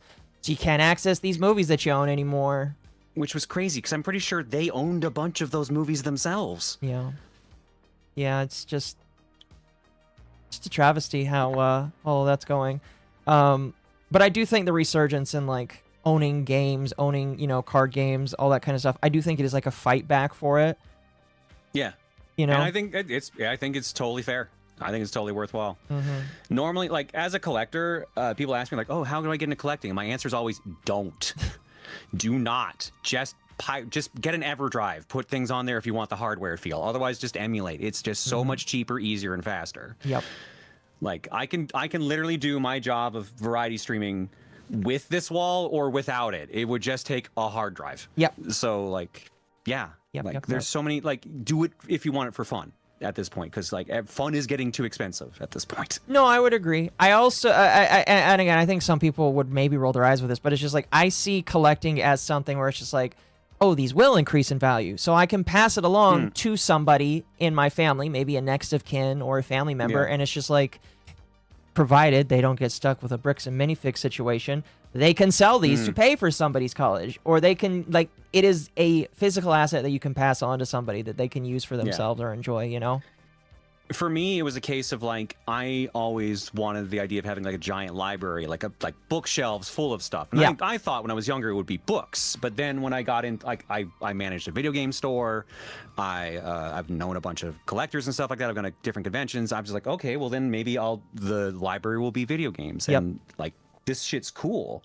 I love having it, but like it has a shelf life.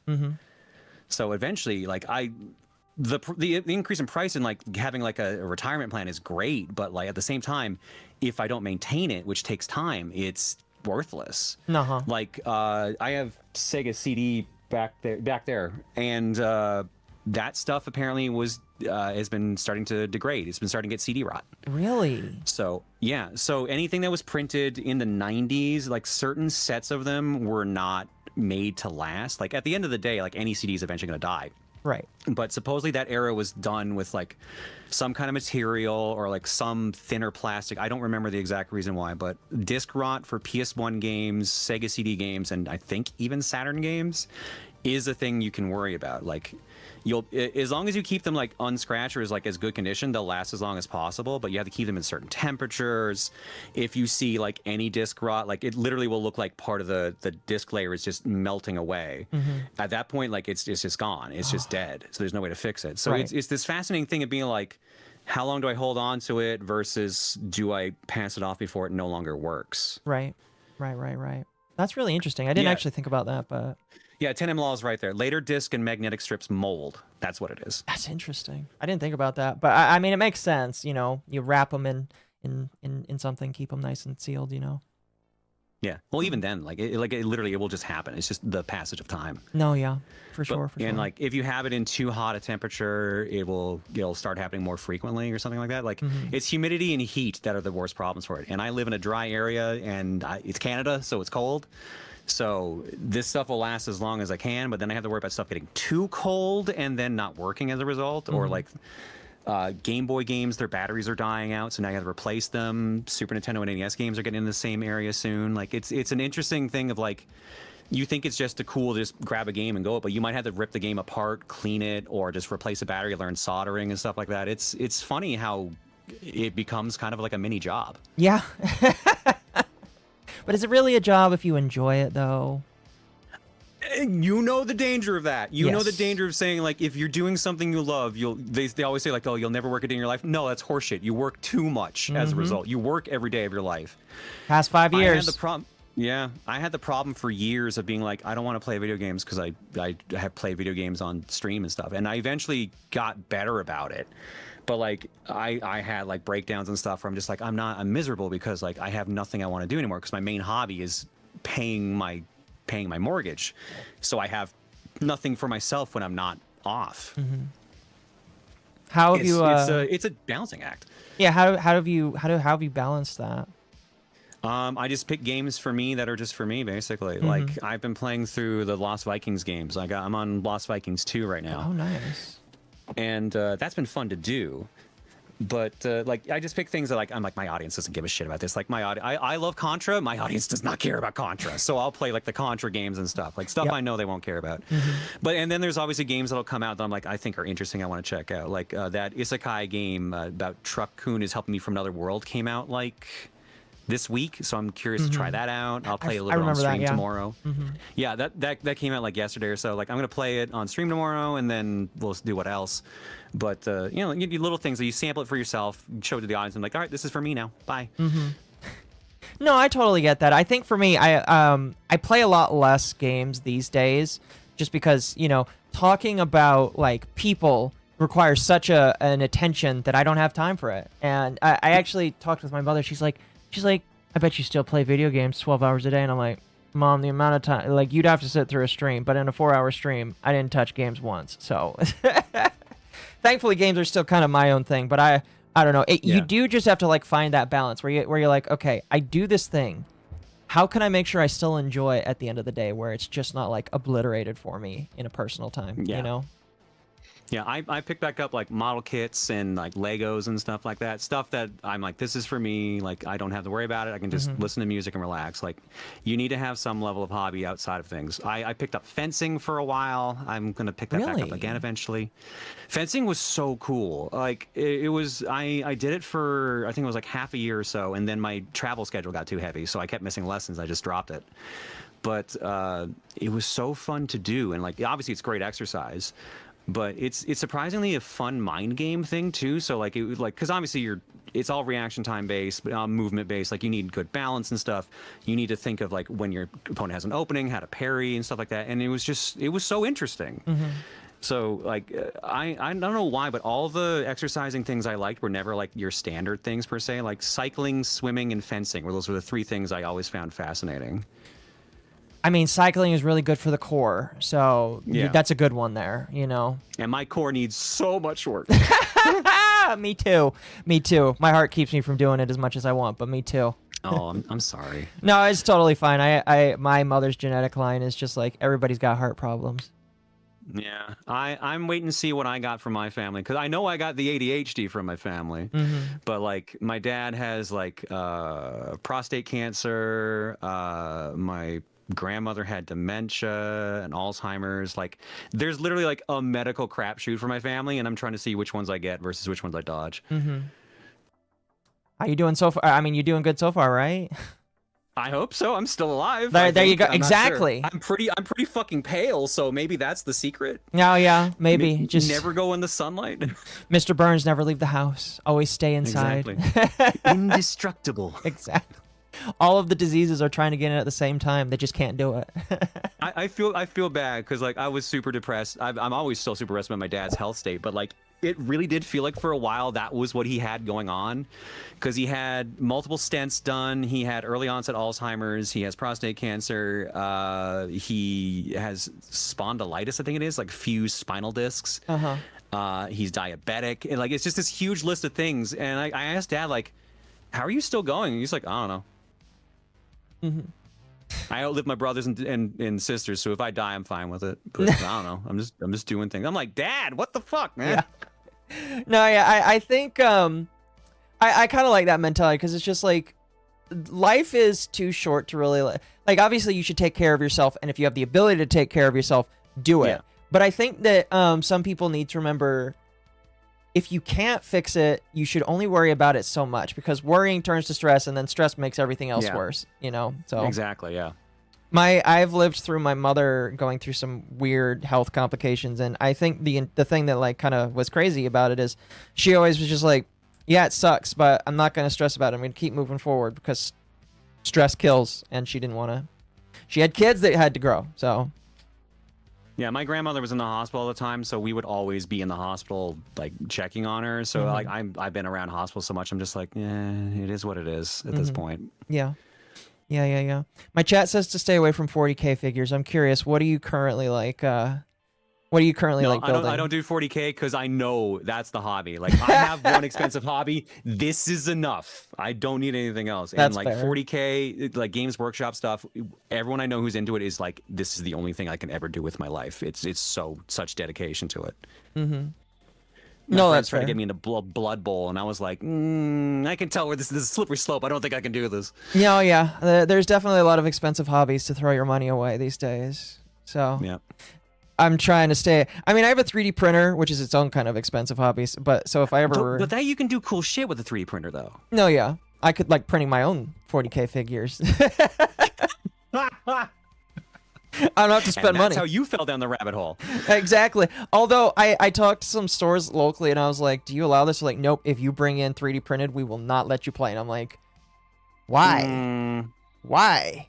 They're like, cause it's not on brand. And it's just like, okay, sure, maybe for tournaments, maybe. I get it from like a business perspective, but that also sucks. Yeah, I don't know. I don't know. I think the thing is, like, I know Games Workshop has always been pretty protective of their IP, so I'd imagine if cases like that, where they're like, we won't sell this store like product if they let people come in with like knockoff stuff. I assume it is something like that. Usually, if there's something that sounds really stupid, the answer is usually capitalism caused it. Maybe. Yeah. I have no idea. Anyway, let's move on to the Runnaway Guys. Sure. What inspired its creation between you three? So I don't remember what year this was. 2000. No, it was 2010. Yeah, 2010.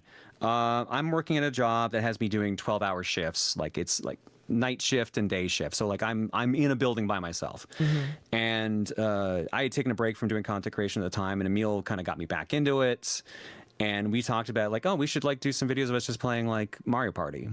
And then he's like, oh, that's cool. Like, it's like, but I don't want to put that on my channel because like my channel is mainly playthrough stuff. So maybe we should like create a new channel for it. I'm like, okay, cool. So it was just a want of just doing like some random gaming videos that turned into, we made a whole channel and everything out of it. And the funny thing was originally it was just me and Emil. And he's like, maybe we should have more. Like 2 people isn't enough. So that's how Nintendo Capri Sun, Tim got involved. Yep.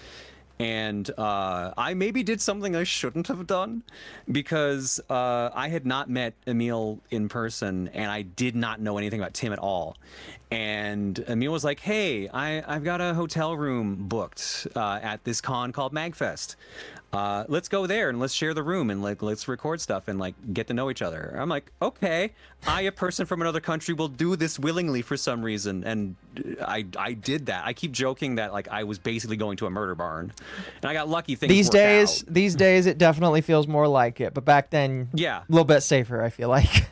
Yeah, very, very much at the time, I'm like, looking back at it, I'm like, Jesus, that could have gotten you killed. You're insane. But like, it worked out. But it was just so funny how I was so willing to be like, I'm so fucking bored. I'm going to fly to another country, go to a con and play video games.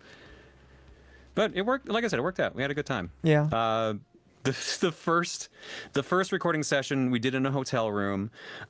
We had a projector that we balanced on a bunch of pizza boxes and just recorded Mario Party 1 that way. It was such a gong show way of doing it. Literally our first recording session, we had to stop because one of us, I think it was Tim, might have been Emil, stomped down on the power supply and cut the power for either the console or the recording, and we had to restart everything. So that's why the video starts with us saying like, well, how do you feel about multiple failed recordings? Oh, I think I want to kill myself. Like, it's just like, that's the reason that happened. Nowadays, it's so much more sensible because either like they've done one recording session here, but we normally go to Emil's place and like we've got a pre-recorded room like with microphones and everything, so it's just so much simpler now. Yeah. But we were doing it in hotel rooms for a couple of years, and we only ever got one noise complaint. That's the thing that surprised me the most. Really? With how Yeah, loud it Emil was- is? Yeah, I know. That's crazy. The only one we ever got was during, I think, New Super Mario Brothers. So that's like our second LP ever. Oh, really? That Yeah. one? Oh, that's funny. I'm pretty sure it was that one. Like I'm trying to remember, but like in my head that's the one. But like because I remember we were doing a long playthrough, and the complaint we got was right before we were done the playthrough. Yeah, because I don't remember if that was the same day he almost gave me a black eye or not. So Oh, maybe. I can't remember. It's crazy to think that New Super Mario Bros. Is that long ago. I remember when I enjoyed playing through 2011. that. Like I said, you can't make me feel old. I've lived too much. I've lived through too much. Was that the playthrough where the asshole song was sung? I'm trying to remember. Yeah. Yeah. So that came from obviously I was trying to troll to begin with, but Emil almost gave me a black eye by accident, obviously. Right. We were in the hotel room and we were just joking about something. I said some joke or something, and he says like, "Shut up!" And he grabs this cylinder pillow and throws it at me. The problem is, it was one of those hard cylinder pillows that's meant to like help support your back and stuff like that. And it hit me right in the eye, went right here without my glasses. And I was like, shit, that fucking hurt. Like, I was like pissed at him. So that's what started the rivalry between us, was just like, you'll hear me mention like for a while, it's like, oh, you almost gave me a black eye, you asshole. Yeah. And that's why I was so hostile towards him. But that turned out working out great, because that was the dynamic people really liked, even if I was like way too hard. Like, some people took stuff so seriously. I remember a 5th grader challenged me to a duel. Literally, this kid messaged me on Twitter and goes like, if you go to this, you stop being mean to Chugga. If you go, I'm gonna meet you at PAX and beat you up. And I'm like, you're like 10, dude. No, I'm not gonna fight you. I'm gonna stick my arm out, and that's about all I have to do, because you won't be able to reach me. Yeah, that's funny. That's funny. That's funny. Oh, that's good. That's good. That's good. How did you meet Chugga? I'm kind of curious. Was it also on Something Awful? No, actually, through AOL Instant Messenger. So I know. We met. He was a viewer of mine for a long time. He was a fan. I was one of the people he said that got him into videos and stuff. And we would talk on and off on Messenger. And he always gives me shit about this, because it's true. He showed me one of his videos, and it was one of his Earthbound Let's Play videos. So this is like when he's been doing things. And he's like, can you give me a critique on it? And I said something along the lines like, usually like RPGs aren't considered good to do videos on, so I'd say like maybe don't do that, right? Like I said something along the lines of that, and that ended up being like his super popular series, so he never lets me live it down. That you were wrong. It was the case of like at the time, everyone at Something Awful was like, you don't do super long LP of RPGs because you're gonna lose the audience, and he didn't, which was the impressive thing. So he bucked that trend. Yeah, no, yeah, he's one of the very few people that I know of that can do an LP that lasts, because typically the first episode of any Let's Play is the strongest episode, and then everything after that is just kind of downhill. It's a race to the bottom. He for some reason doesn't. I don't know what it is. I got to give him credit for it. He's got a dedicated audience, maybe a little too dedicated at times, considering some of the messages I've gotten over the years. But yeah, no, it's genuinely impressive. I guess I'm curious. Have you ever like taken any of that seriously with the fans, or like you've been concerned? So whenever, I don't want to go into details, but when 24 happened, I had a lot of people mad at me because I was stuck in a lose-lose situation. Yeah. So that stuff, I got actual death threats and stuff from that. Really? Yeah. So like I said, I don't want to go into details. No, you're good. You're good. People were genuinely convinced that they thought I usurped the company or something like that. They thought I think someone put it the other day, like they said I roached him. I treat him as a bad friend. And I had to be like, do you know the details of everything that happened? Because you know me, I'm a detail-oriented person. Like, there's stuff you don't know. Yeah. And that's the best way to talk people down from it. But, like, there are genuinely people who actively hate me and, like, will say, like, if I ever see you in person, I'm going to attack you or shit like that. It's crazy. But up until that point, like, it was annoying at times because, like, people would, like, say hostile things or whatever. But, like, it was always kind of, like, in a joking way of, like, they're like, I just dislike you or something like that. Like, we went to a convention in Hamilton, Ontario at one point. And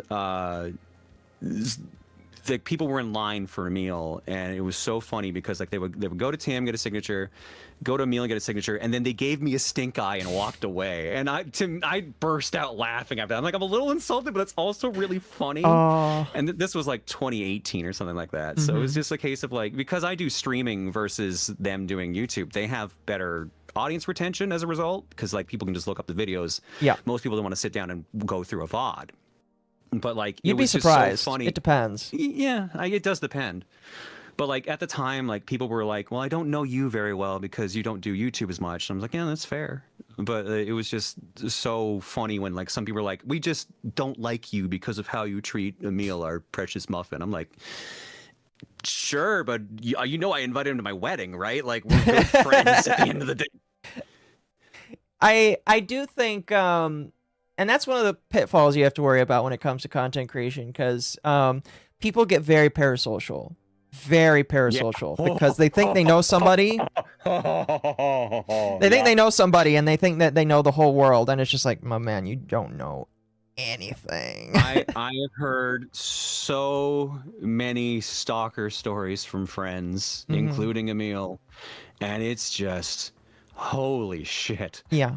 Like if people knew half of the shit that does happen, like that, like they would probably like, I don't ever want to do YouTube, because like I remember we stopped taking food from people because there was a content creator at some convention that was offered like cookies or something, and the person had stuck needles in. Yes, you know about that one. Yeah. Yep. So It's a very famous story.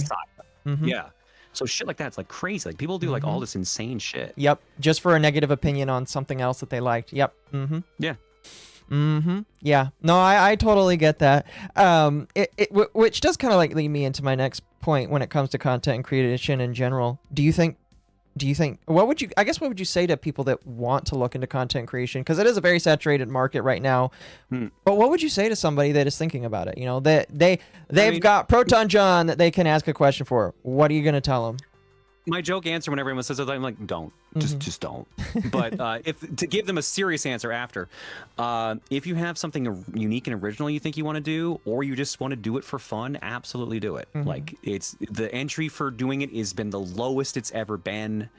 Like you can just go to Best Buy and drop $100 maybe. I'm sure it's more now, and just get everything you need for it. Like there was a point where it was just super easy to do, but unless you have a really, really, really original idea, don't go into it expecting to make money. Like, just do it for fun, and then eventually, hopefully, the money follows. Because if you go in, like, put all your money in on it and just get, like, 2 viewers and, like, you have no subs or anything involved and they don't donate, like, some people lose that, just get depressed about it. But if you're doing it for fun, like people can tell when you're doing something for fun versus for money. So that's just the big thing, is like have fun with it, and it kind of shines through.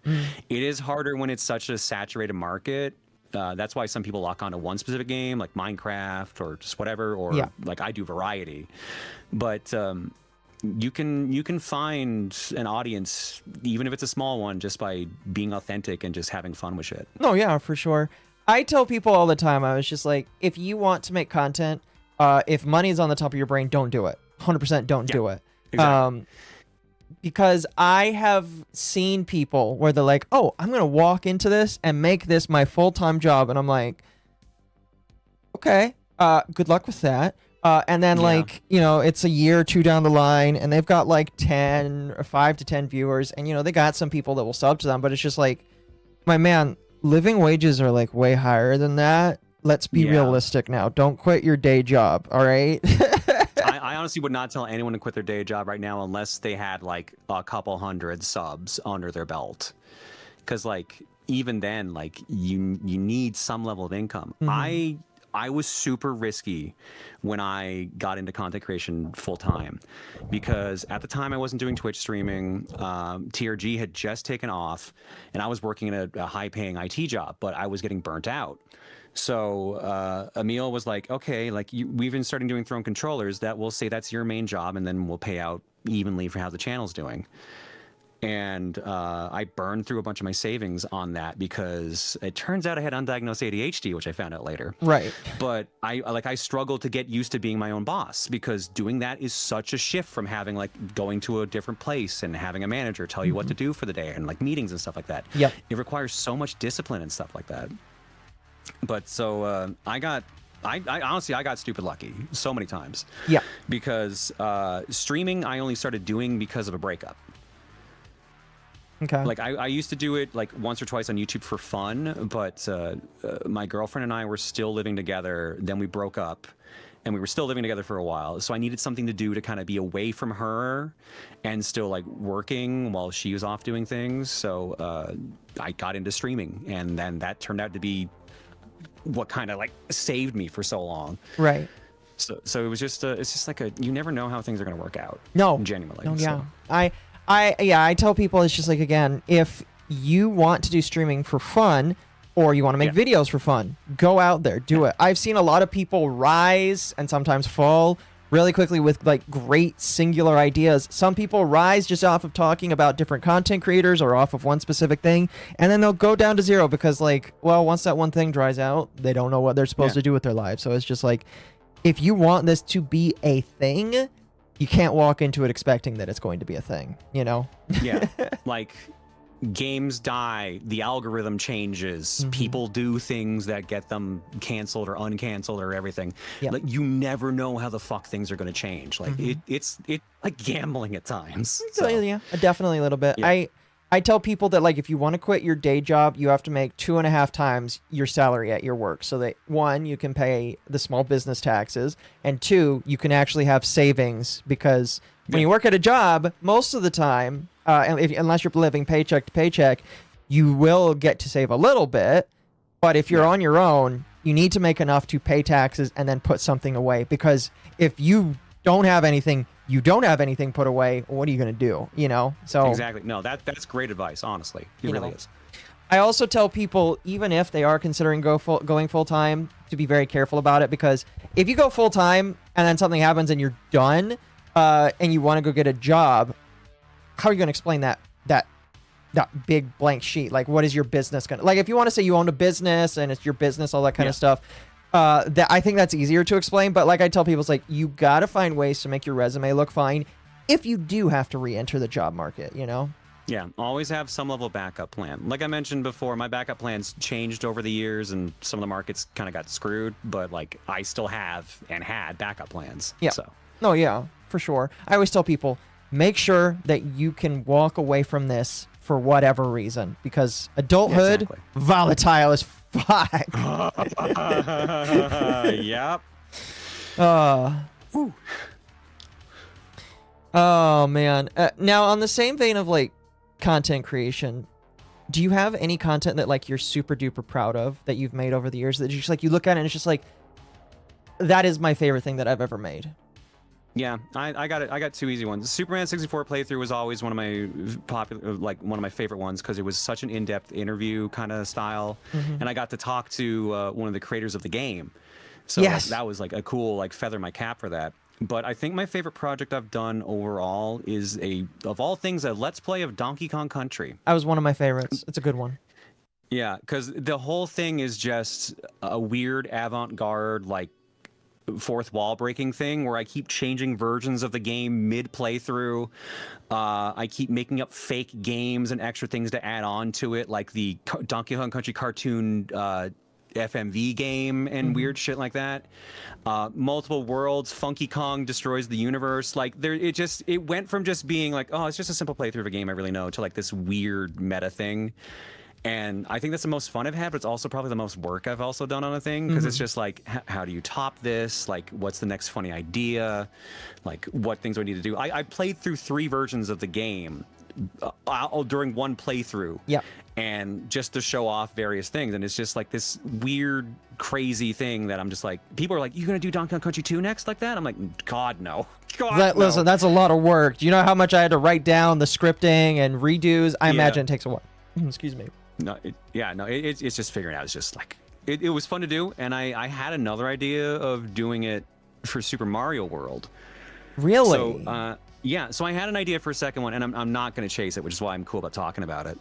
I was going to do a playthrough of Mario World that was akin to it, but instead the game was slowly deteriorating during the playthrough, and it would keep killing off different versions of myself during the playthrough. So we would be basically seeing, like, it would be a multiverse idea where like different versions of myself are dying, and there's some guiding character in my playthrough that's keeping me alive and keeps putting me in like little pockets to kind of like talk through the story of what's going on and stuff like that. I ended up scrapping because it was way too self-indulgent. But I always liked the idea of just being like a playthrough, the idea of a game you're playing slowly deteriorating while you're playing it, and it just becomes like this, I'm navigating something that should be like normal, but like everything's weird and it's very hostile towards me and stuff like that. But the problem is, other than being self-indulgent, it would have needed a lot of ROM hack work. Oh, like, I believe a lot. Yeah, but it's always one of those days I'm like, I would have loved to have done it, but it would have been for me. That sounds like a basically. really cool idea, though. It sounds pretty I neat. still think the idea itself was sound, but yeah, like the idea was it was going to be, at the time, ProtonJon was a thing, or like a big thing, so like it would have been like me talking like the Rosa version of myself, because we had like a whole multiverse thing going on stream. Yeah. So it would have been that, but I'm like I can't make this funny without being too self-indulgent, and the work involved is just too high. No, yeah, for sure. Yeah. But I want to bring up ProtonJon later, because I did want to ask specifically about that, because I remember my head mod Temp, he's in my chat, he would like, because like occasionally he would like, oh, did you see that ProtonJon, he like did a cosplay. I was like, oh, that's really interesting. I also like Rosalina, so that's kind of funny, and like that, and so I did want to ask about that later, but I thought that was a really it was really interesting. Before we talk about that, that's though, got a story behind it, but we'll get to that later. Yeah. yeah, I wanted to shift from your best content to what are you most disappointed in when it comes to your content. Oh my god. All right. I'm sure you have a bunch of stuff. I don't know. For solo content, it is definitely my playthrough of Kirby Superstars. So Okay. it is big first game syndrome, or first project syndrome. I did it with guests over ZSNES Netplay back in like 2008. Cool. And 2007 rather, sorry. Yeah. So like, and one of the episodes, my friends never let me live down. We're doing the Great Cave Offensive. We're playing through it. I'm playing with someone online, and I ordered pizza. I ordered a dinner. It showed up in the middle of the actual playthrough. So I have to leave, go get the pizza, come back, and start eating the pizza during the recording. And at the time, like, it was 2007. No one gave a shit. There was no, like, consideration of standards or shit. But it was just like, I look at it now, I'm just like, you're a fucking idiot, man. No, yeah. Yeah. So, like, that's probably my biggest cringe thing for there. It's still pretty funny, though. Yeah, my biggest tier G disappointment is probably Little Big Planet, not because of the game or anything like that. Although there's some jokes in there that, like, I'm just like, oh, this was a terrible idea. Like, the British episode's always a bad one. But it's because, like, I kind of wish that Little Big Planet had done better on the channel, because, like, A, Luca was on there with us, so it was always fun doing work with her. And B, it was nice not doing a Nintendo game for once. But turns out Nintendo games are popular because they have the viewership. Yes. No, yeah, I get that. I get that. I love Little Big Planet. Did you know that Little Big Planet was so fun. Unfortunately, now it's gone, but like there is a company that's like, it's not a Little Big Planet like, it's kind of like a clone, but it's also like its own thing where like they're making their own game with similar mechanics, and I'm following it because it's just like, I loved Little Big Planet. I played it a lot when I was younger, and so Send me that info later. I want to check that out. yeah, I will. I think I still have it in my games list here. I do. I do. You can I'll look at it send- later. We're not in a rush. Yeah, I'll send it to you later, because it's, again, I don't know when they're coming out with it, but it's like, it's a similar concept basically, and I think that's kind of neat. But yeah, I don't know. I liked Little Big Planet. Let's see here. Let's talk a little bit just in general about content creators. Now, obviously, the sphere of drama has kind of evolved, because like back then, I feel like drama was very cool, very chill. Now, I really can only think of a few times where drama kind of like was around your sphere, and it was really around the Note Luminosa playthrough that you did. That was the only time. God, the only time. No. That was the only time I like thought of drama that came to mind when it was related to you. But like, Yeah. how do you feel about how drama's evolved in today's sphere? You know, because like drama's so crazy these days and very easy to see. It's crazy. Like I get, if someone told me like I avoid working with other people because of drama, I'd be like, I don't blame you. I don't blame you at all. Like, Yeah. some people will go out of their way to like try to ruin people, and it's insane.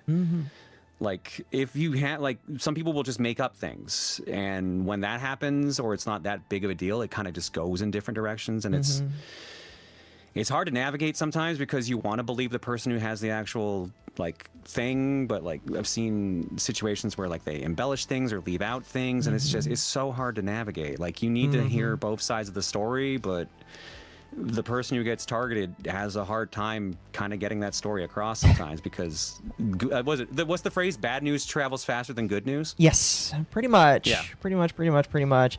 Honestly, it is kind of crazy just how people will typically the way it works, especially in the VTuber sphere, which I don't know how familiar you are with it. I know that A little bit. Yeah. But like, especially in the VTuber sphere, the person who posts the Google Doc first is typically the one that's believed overall. And so, like, if you're first, you're the right person, even if you're wrong, which typically happens way more than people think. But yeah, drama today is just, again, from back then when the drama was as simple as somebody lying about cancer to get people to play a video game, it's like, it's quite a difference, you know? Yeah. No, I what I blame it on is I'm trying to think of the best way to word this right now.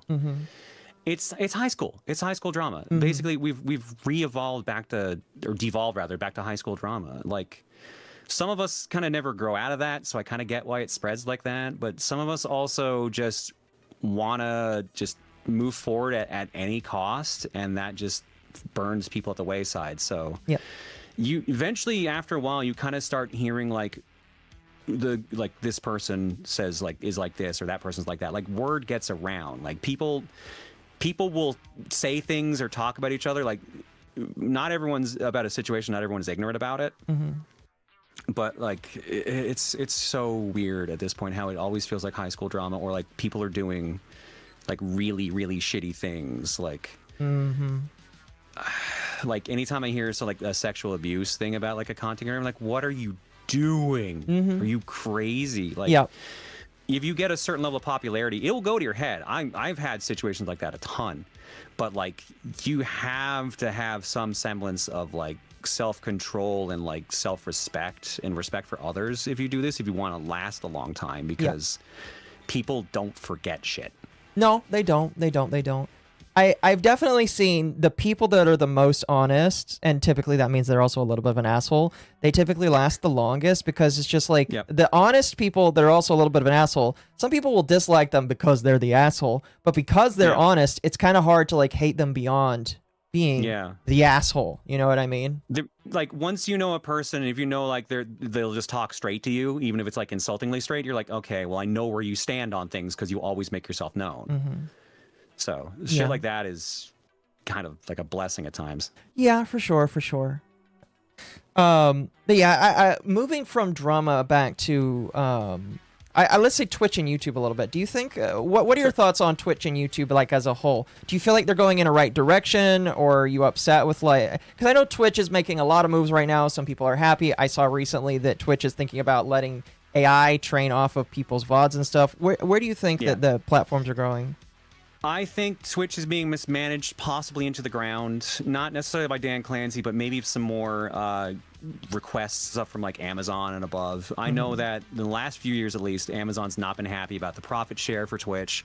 So there's been a lot of cuts. A lot of the people that used to be there and made it what it was are gone, etc. You always hear like horror stories, stuff like that. YouTube, I almost feel like YouTube is somehow stayed flat, if that makes sense.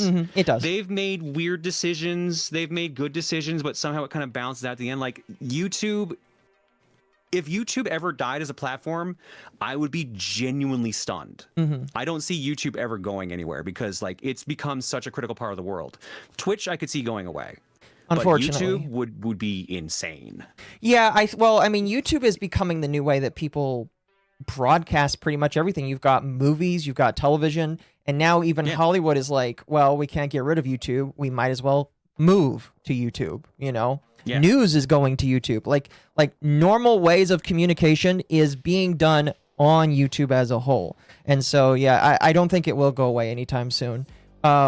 With that in mind, what do you think about that? Like just seeing all these organizations that are like, well, if we can't destroy YouTube, we're just going to take it over. What do you think about that? Because like YouTube started as the U in Tube, and now it is companies and YouTube are part of YouTube now.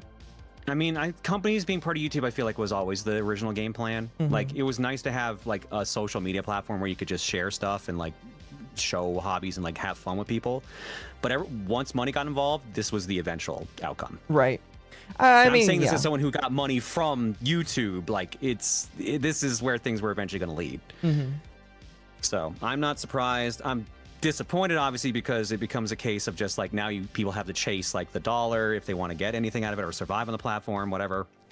You have to like play the algorithm if you even want people to see what you're doing. So it always feels like you kind of have to not be yourself on it, which again, like you pointed out, is against what YouTube was supposed to be. But just the way things in the world has gone, I'm not even remotely shocked. That's fair. That's fair. It was what for me was funny was when YouTube tried to become TV instead. That was the weirdest part, I would say, of YouTube's life, where they were like, "Yeah, we're like a TV channel you can watch now. We have TV shows and everything." We're like, "Okay, why?" But like, weren't you supposed to be the alternative? Like, that was like the weird phase for them, where they were like advertising like you can get like YouTube exclusive movies, or you can watch like CBS News on like this channel that just plays. I'm like, well, okay, but why would I do that? You know what's really funny? I don't know how much you look at YouTube analytics these days. YouTube accounts, I believe, for like a fourth or a third of traffic comes from televisions these days. It's a good chunk. That's crazy. A good chunk of it is Holy coming shit, from I didn't it. know that. Yeah, I could be wrong on this specific, but like I believe it's That like a wouldn't fourth to surprise a me. third. He wouldn't surprise me at all with that. Yeah, because a lot of families are just switching to that. Or a lot of people are getting rid of their antennas and switching to anything that's more, because antennas are expensive, but like they're switching to things that are cheap and easy, and YouTube is cheap and easy. So didn't the YouTube CEO and her son die recently? I haven't heard that. That was Susan Wojcicki, and that was quite a few years ago. Yeah, I was gonna say, like, I don't remember ever hearing Susan's name in ages. Yeah. No, right now it is the blessed man Neil Mahan, who has a plan for YouTube, and it's all AI. They all do. And it's all AI.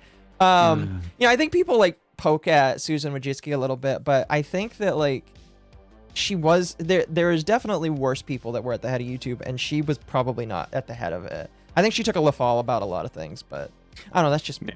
I don't know. It wouldn't surprise me. There's always someone who has to take the fall for someone else's decisions. Yeah. Going to Twitch though, what do you think about their like? Because like they have weird enforcement, and I was kind of curious. They sure do. I saw that Luca got some of her emotes deleted recently. Yeah.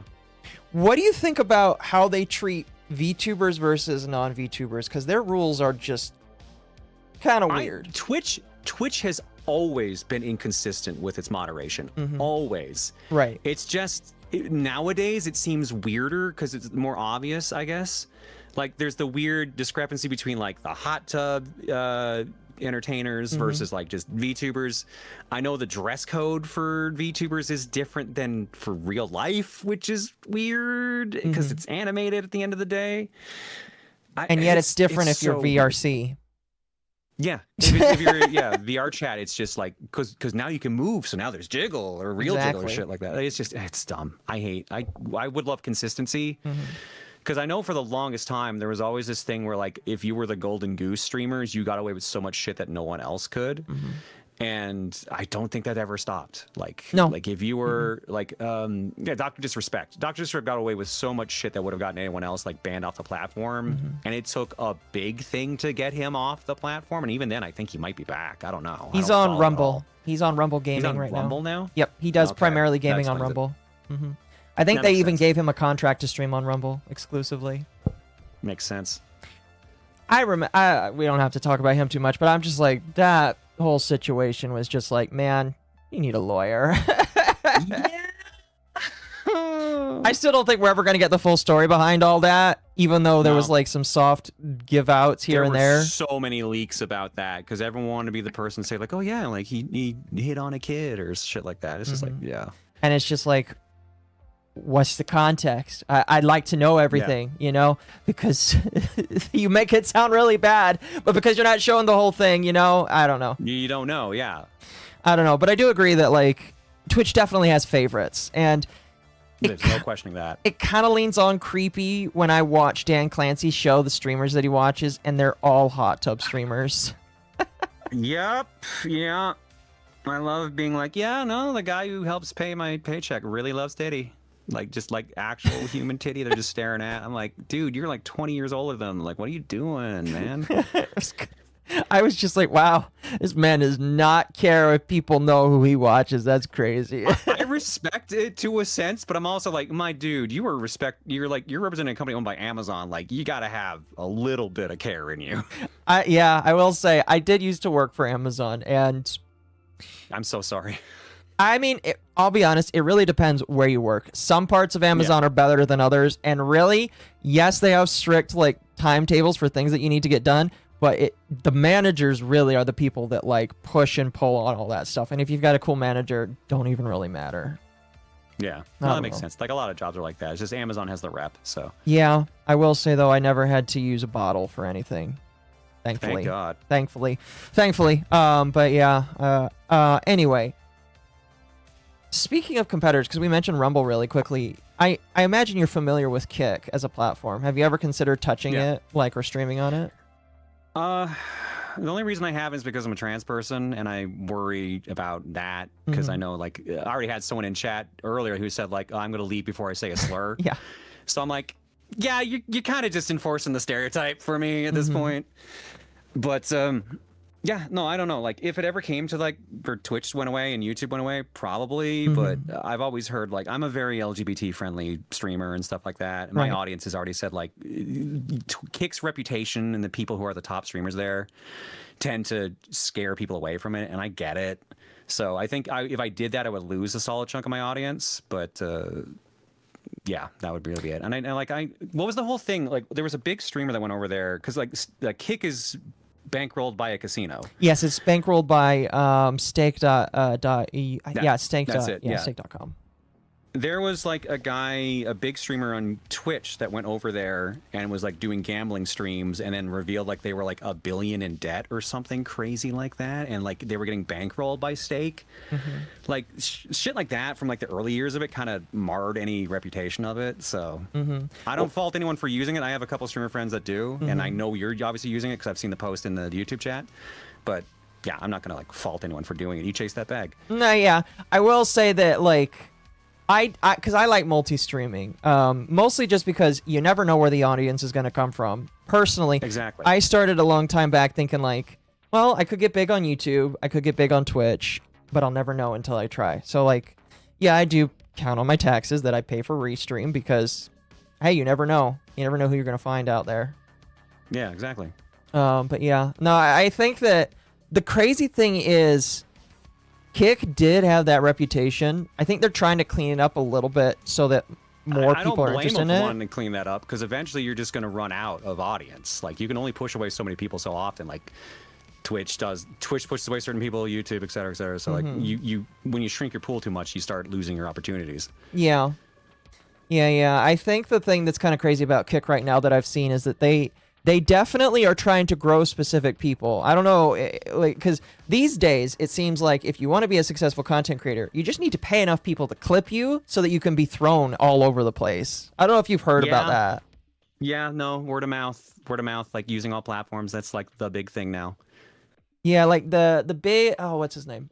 Clavicler. I don't know if you've heard of him. He's the big looks maxing guy. Oh my God, that fucking guy. Okay. I don't like him because he shot an alligator in Florida, and I'm like, bro, we love our Florida gators. Also, one of my friends is a VTuber gator that lives in Florida, but like, he got big because he paid pays millions of dollars, or Stake pays millions of dollars to throw his clips and have his clips thrown out there. That again, that's how people grow, is by artificially like telling the algorithm what to pay attention to. Yeah, no, that's the thing. Like, the companies control who gets seen and stuff like that. So, kind of crazy. Good old algorithm. It is kind of crazy. Anyway, I love this job. Well, I think that like, there's a certain level of I can detach myself from the business side, as long as it's not immoral to me, and it's not immoral for the most part, and I can do it. You know, I do my, I call it good clickbait, where as long it's true. But like, it's still clickbait to where the algorithm wants to push it to people. And you know, there's things that you do that are obviously part of like the grind, but it's fine as long as you do it right. You know, I don't mind if people do certain things. I just think they need to do it right. You know what I mean? Yeah. No, I get you completely. I agree. Anyway, let's talk a little bit about VTubers, because I know that you have a VTuber model, and obviously that kind of plays into the ProtonJon stuff. But what do you think about the medium kind of like as a whole? Because I know that Luca is like, that she's like really gone big into that. Like that's her main thing now. Yeah, no, Luca loves VTubing. She has a lot of fun with it, because like there's a difference between like being on camera and being on a VTuber. Like take for example, I had to like make sure I was showered, shaved, cleaned up, and shit for this. Yeah. Versus like if I just wanted to VTube, I would just put a camera in front of my face and show the digital model. Like there's also like a much lower bar for doing things for people. Like if you're a person who's like too shy to be on camera, or like you don't want to just have nothing there. Like I think VTubing overall has been a boon for the industry. I think it's been a good thing. Well, that's fair. And honestly, you get so much creativity out of people too. Like so many people have so many different creative model ideas and stuff like that. Like I've seen, shoot, there was a couple people do like rubber hose animation characters. Yes. And like they're, those are always super cool because they're always super fleshed out. They always have like these crazy extra animations they do and stuff like that. I love when people can just go crazy with their creativity because of that. And they don't even have to ever step on camera or anything. No, yeah, I agree. There's definitely a lot of technical innovation that I've seen people do because of VTubing as a whole, and I think it's really neat. There's definitely a lot of variety, I would say, in the realm of VTubing, in both the safe for work and the not safe for work scene, and I've seen quite a lot of crazy stuff just like on all sides of the spectrum, and it is pretty cool. It does bring up an interesting question though, because like privacy in the content creation sphere is something that, at least I feel like back then, when you were creating content more back then, wasn't like, I mean, I'm sure that you obviously, you know, you kept certain bits of your life more private, but like, I feel like privacy these days, people care a lot more about it than they did back then. Why do you think that is? Well, people care about it more now because companies keep wanting all your information. So like at this point, like everyone wants the info because they can try to sell you ads and stuff. So it's harder to hang on to just being unknown. And then add to that like all the horror stories you hear about like stalkers and stuff like that. Like I don't blame like any huge VTuber for not wanting their face out there or their address or anything, because they just want to live a life. Yeah. I always hear stories about like, oh, some voice actors or something get into doing like either like lewd tubing or just like regular VTubing, and they want a separation from that version of themselves and this version. And like I think that's a cool thing about VTubing is that you can do that. But like I just wish things were fucking normal. Well, the internet, nothing is definitely normal, for sure. God. I would say that like if you were to tell somebody that would interact on the internet, what piece of privacy advice would you give somebody? Unless you live in like a huge town, like a major city, I probably wouldn't give away like the area you live in or stuff like that. People can figure out addresses from the craziest shit. I've heard stories about people like they post like, oh, I got this kind of pizza on their Instagram, and like it ends up being a local chain, so people narrow down where they live through that. Yep. Some people get mad about like people having partners or anything like that and getting attacked. Like choose what you're comfortable releasing and guard enough of yourself that you can't just get locked down easily. No, 100% I agree. I mean, I've told people, I was like, I may or may not be married, or I may or may not have a partner. You will never know. Unless I leave the internet and never see you again, you will never know who I have or what I have. And it's just like, I feel like these days, it's so important to segment your life away from the internet because of just, not just the companies, but just how people act these days and how people treat you and what they might try to use to attack you just because they found some weird hair trigger reason not to like you. It's kind of crazy. Yeah. I always tell people, I was just like, in addition to the drama aspect, I tell people, segment your life and stop giving away so much information. Like I see so many VTubers, and obviously it's a little different for you and Luca because your faces were already out there. You're already doing public stuff. Yeah. But I tell people all the time, if you're a VTuber, stop doing VTuber versus IRL. Period. Yeah. Was it? I was on Twitter earlier, and I think Bao posted like their first like face picture or something. I was like, wow, really? Bao's doing that? They did. I have my own criticisms for that beyond just that, but that's neither here nor there. But it's just like I tell people, I was like, your identity is super duper important, and if you want to do streaming, yeah, you're basically becoming a public figure. But like if you want to keep as great of a hold as you can on it, limit as much as you can, be as obscure as you can, and never use the same email twice, I guess. Yeah. Oh goodness. I will one other thing I'll ask about before we jump into the Rosalina stuff. Sure. Outside of gaming, I mean, we already kind of talked about some of the other hobbies you have, but do you have any other hobbies that like you're into that you like really enjoy to like just enjoy yourself, with? I mean, like I used to be into reading. I fell out of reading a long time ago. Like I'll just pop in and read like some comics every now and then. I got into like the IDW run of Ninja Turtles for a while, stuff like that.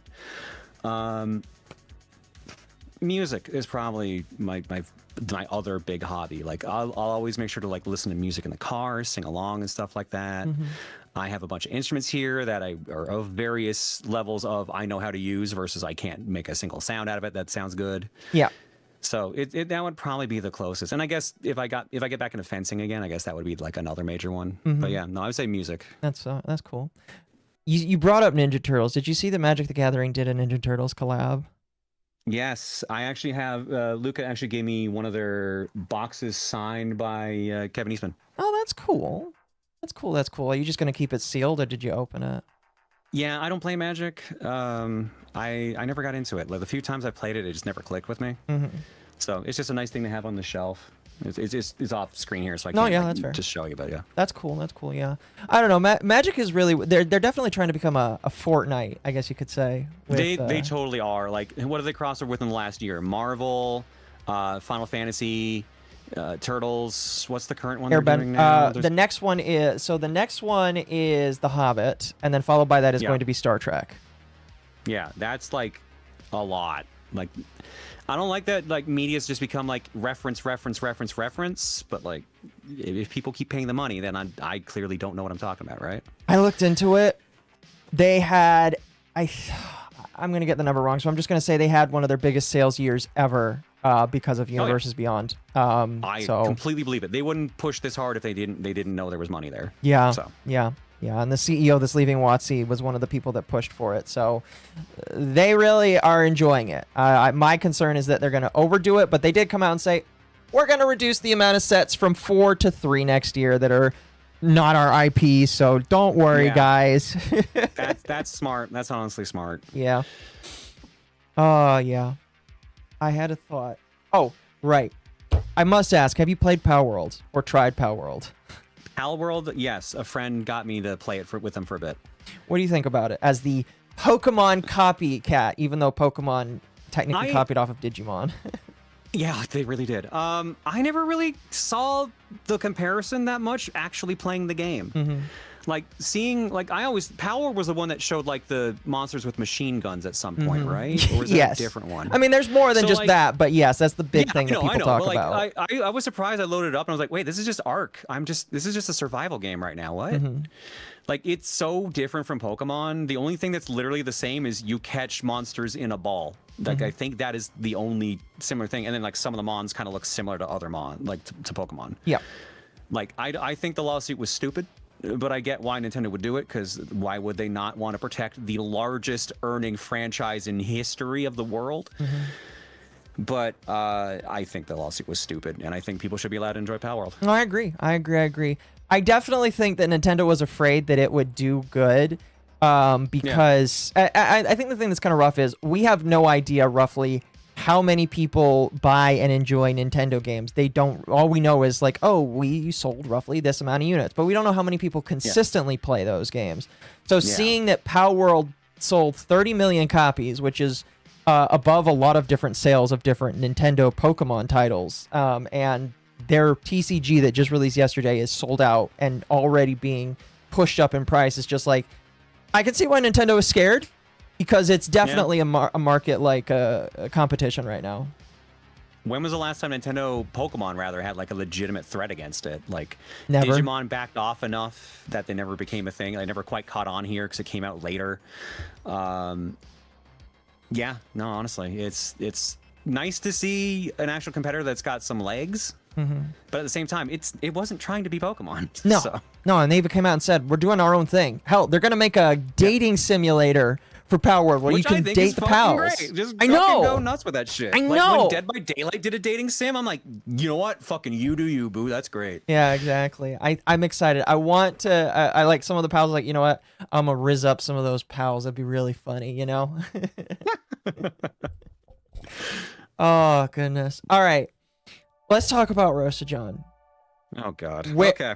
I kind of wanted to know, like, where it started from and how it kind of evolved, because I know it probably jumps into some of the trans stuff as well. Yeah. It is all over the place. The shortest version is I open my fucking mouth. The longer version is I unintentionally baited a hyper artist. Sometimes that sometimes happens, yeah. Yeah, so I've ran in kink communities for years, so it's not a big deal to me. Like, I mean, you come from something awful, you see a lot of shit, so Yep. you're just like, yeah, whatever. Like, whatever. But we were doing, I don't remember what game we were playing. I think it was Bangai-O or something completely unrelated. And a new artist in the community came in and drew me as Rosalina and Reese as Mario because I had mentioned on a previous stream that Rosalina was one of my favorite Mario characters compared to next to Waluigi. Good taste, by the way. Yeah, thank you. And I made the mistake of saying the phrase, "No, if I was a girl, I'd be bustier than that." So the artist took that as a challenge. And for like a couple of weeks, they kept drawing me as Rosalina bustier and bustier, and slowly started turning them more and more girly at a point. So I'm just like, well, we're here now. Yeah. And because I never discouraged it because like I'm like I don't fucking care. Like I've seen myself drawn as a woman before in the past. It's not that big a deal. Yep. Like I've seen hyper artists over the years. Like big titty, not that big a deal. Whatever. So it never bothered me for the longest time. Like. Honestly, ProtonJon was actually the third time someone had drawn me as a woman, like on a regular occurrence. There was, when the Runnaway Guys started, someone made the Runnaway Girls where they gender bent all of us. So that's where one of my alts comes from, Electron Gen, because that's what they made my alt for ProtonJon. And then when the Super Crown came out, that became a whole shenanigan thing with one of my artists because I kept encouraging and be like, hey, what happens if you put 2 Super Crowns on and stuff like that? So they just kind of went wild with that.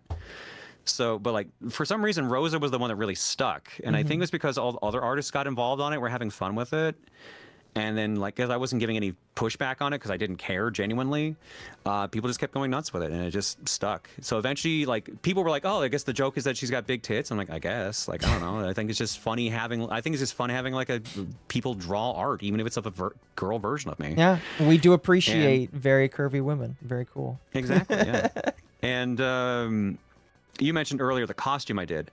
The costume was actually a charity thing because I was remember that, never yeah. going to do it otherwise. Yeah, I remember that. So what happened was we did. I think this was like 2-3 years into Rosa existing. Like Rosa came around in like 2019. I said we did a charity for breast cancer research. And I said, if every time we hit a goal, I will dress up as ProtonJon, and it'll be for one day of our charity event. And every time you like double the goal, I'll do it again for another day, etc. So they raised enough. I think they raised 75,000 US. So it was enough for 2 days.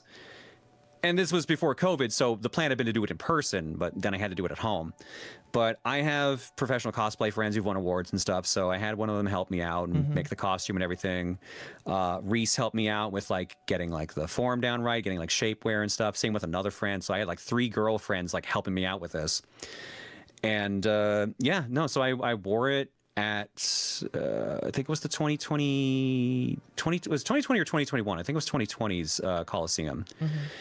And that was when I fucked myself.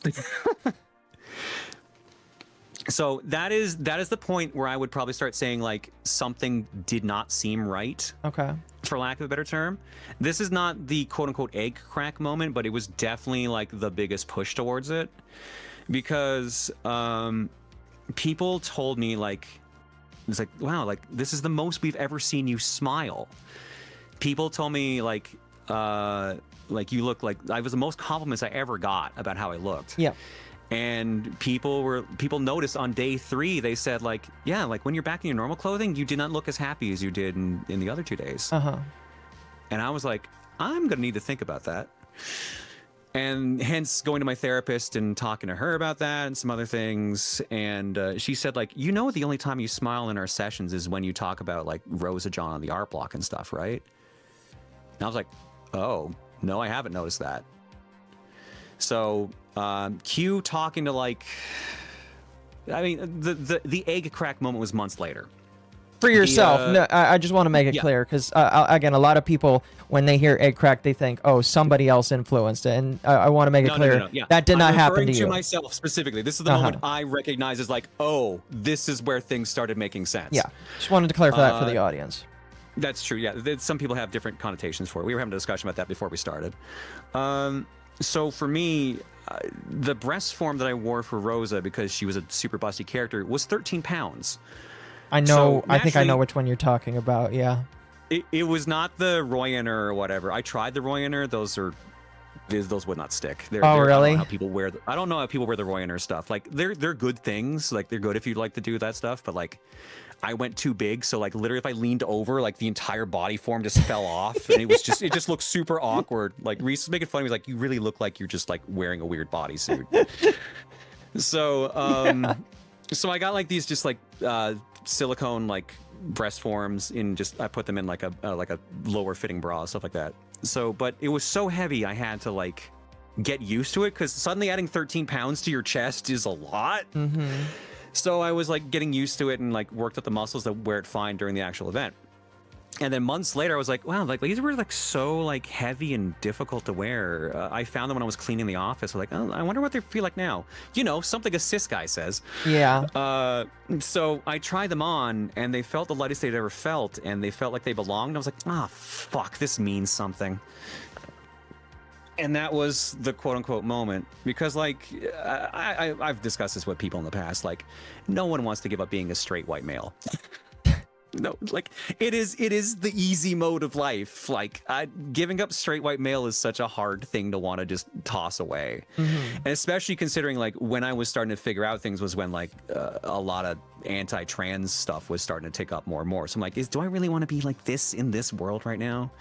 So I talked to like 3 different therapists. Like I had to jump through a lot of hoops to kind of like go through things. I talked to Reese, I talked to my family, we worked things through. And the final moment that pushed me over the edge was Reese and my sister had suggested going on like a soul searching trip. Like go somewhere where there's no internet, where you're just like by yourself, or just doing something that's not like no chance of the internet like affecting you or stuff like that. And because they were both concerned that the internet had convinced me that this was what I wanted. Right. And so I went there, and I had brought like a bunch of like gender gear I had, like hip padding, breast forms, like whatever.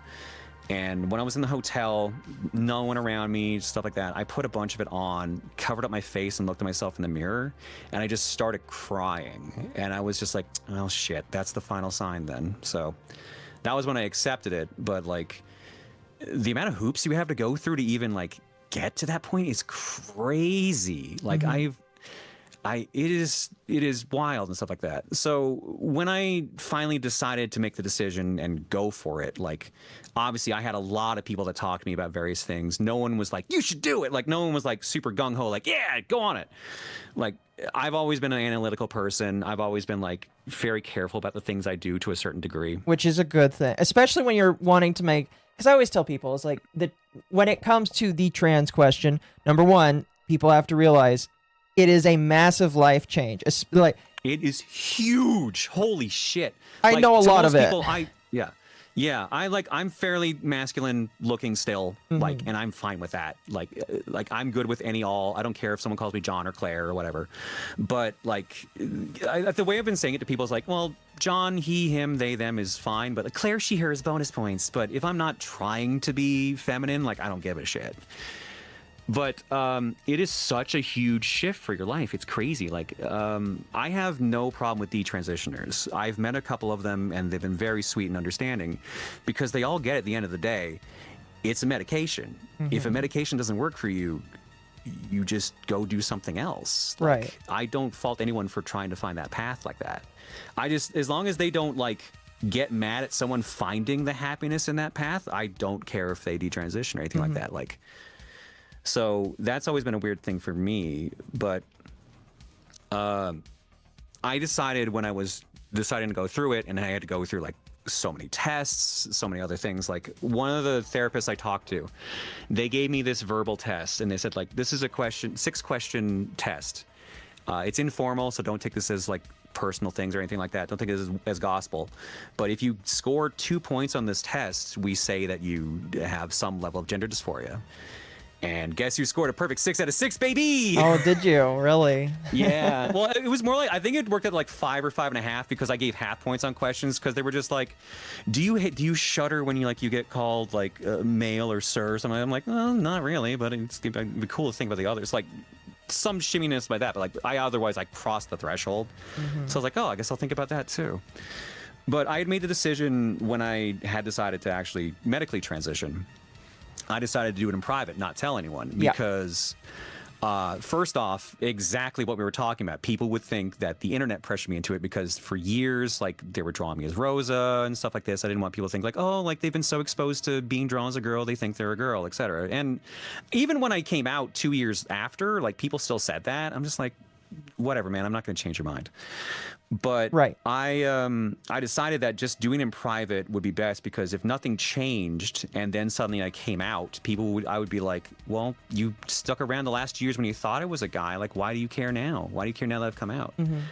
And that worked for most people. Like, when I came out, I did have a lot of people that gave me shit, or like, oh no, we lost another one, or something like that. Yeah. You and I had on and off conversations over the year or two, and I remember your reaction to it, which was, I think you at the time had thought I had been pressured into it, and I had to like convince you that it wasn't that. Yeah, I think, because again, like, my big thing is, I tell people all the time, is like, as long as your whole identity is still you and trans is just another block on top of that, I don't care.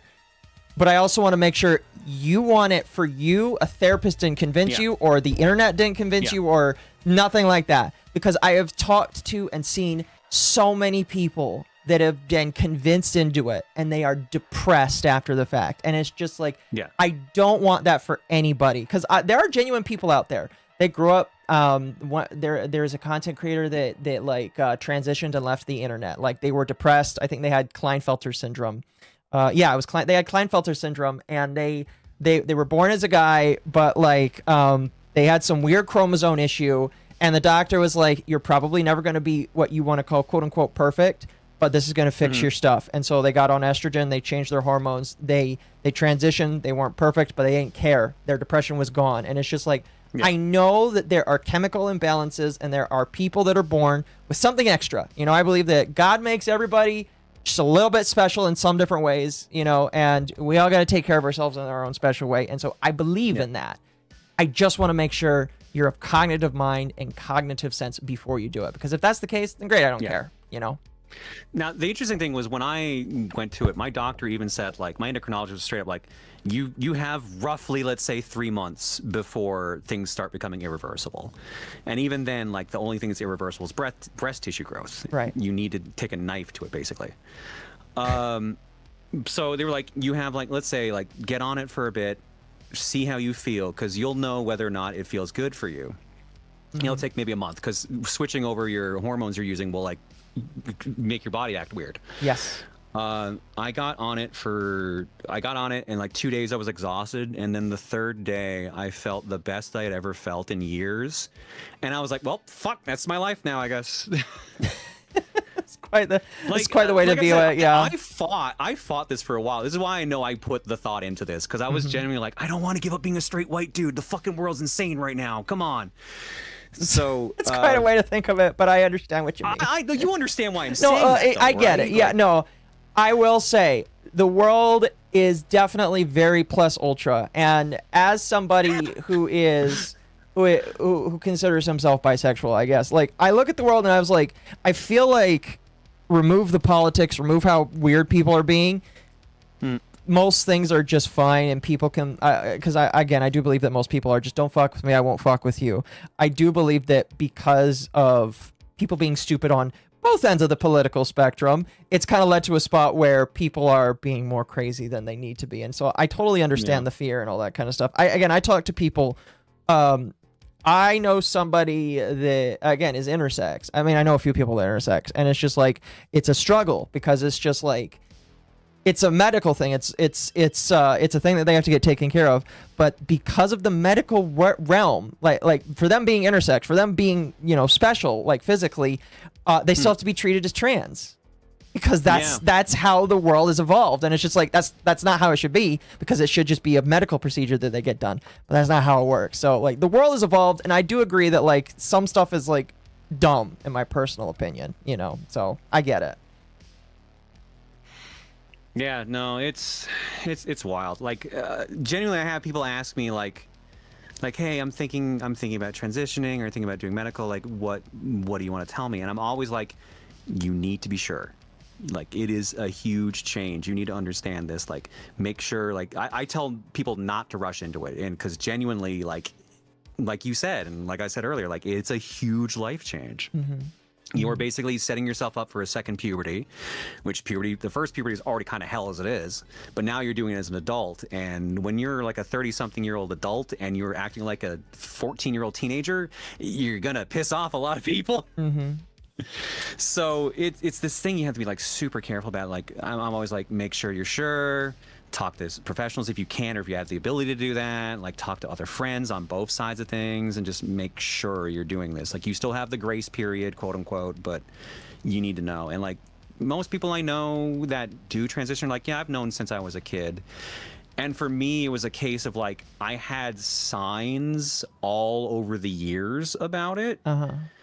Because like I had dreams dating back to when I was like 12 that were of me turning into a girl. And it was interesting because those dreams were like, I turned into a girl and tried to leave the building I was in, but I was always trapped in the building. I couldn't leave. So the only way to like do anything was to try to reset everything again and turn back into a girl and start the loop over. It was this weird time loop kind of thing. That's interesting. It was very interesting. And I think I talked to some therapists and some friends who were like, you know, you realize you just described like feeling trapped in your own body, right? I'm like, fuck. Shit. Yeah, you're right. But I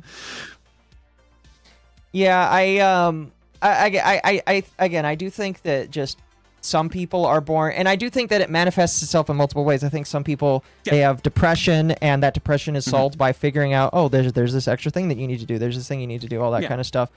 Some people have like their physical body. There's something wrong with their physical body. I knew a guy who left the internet.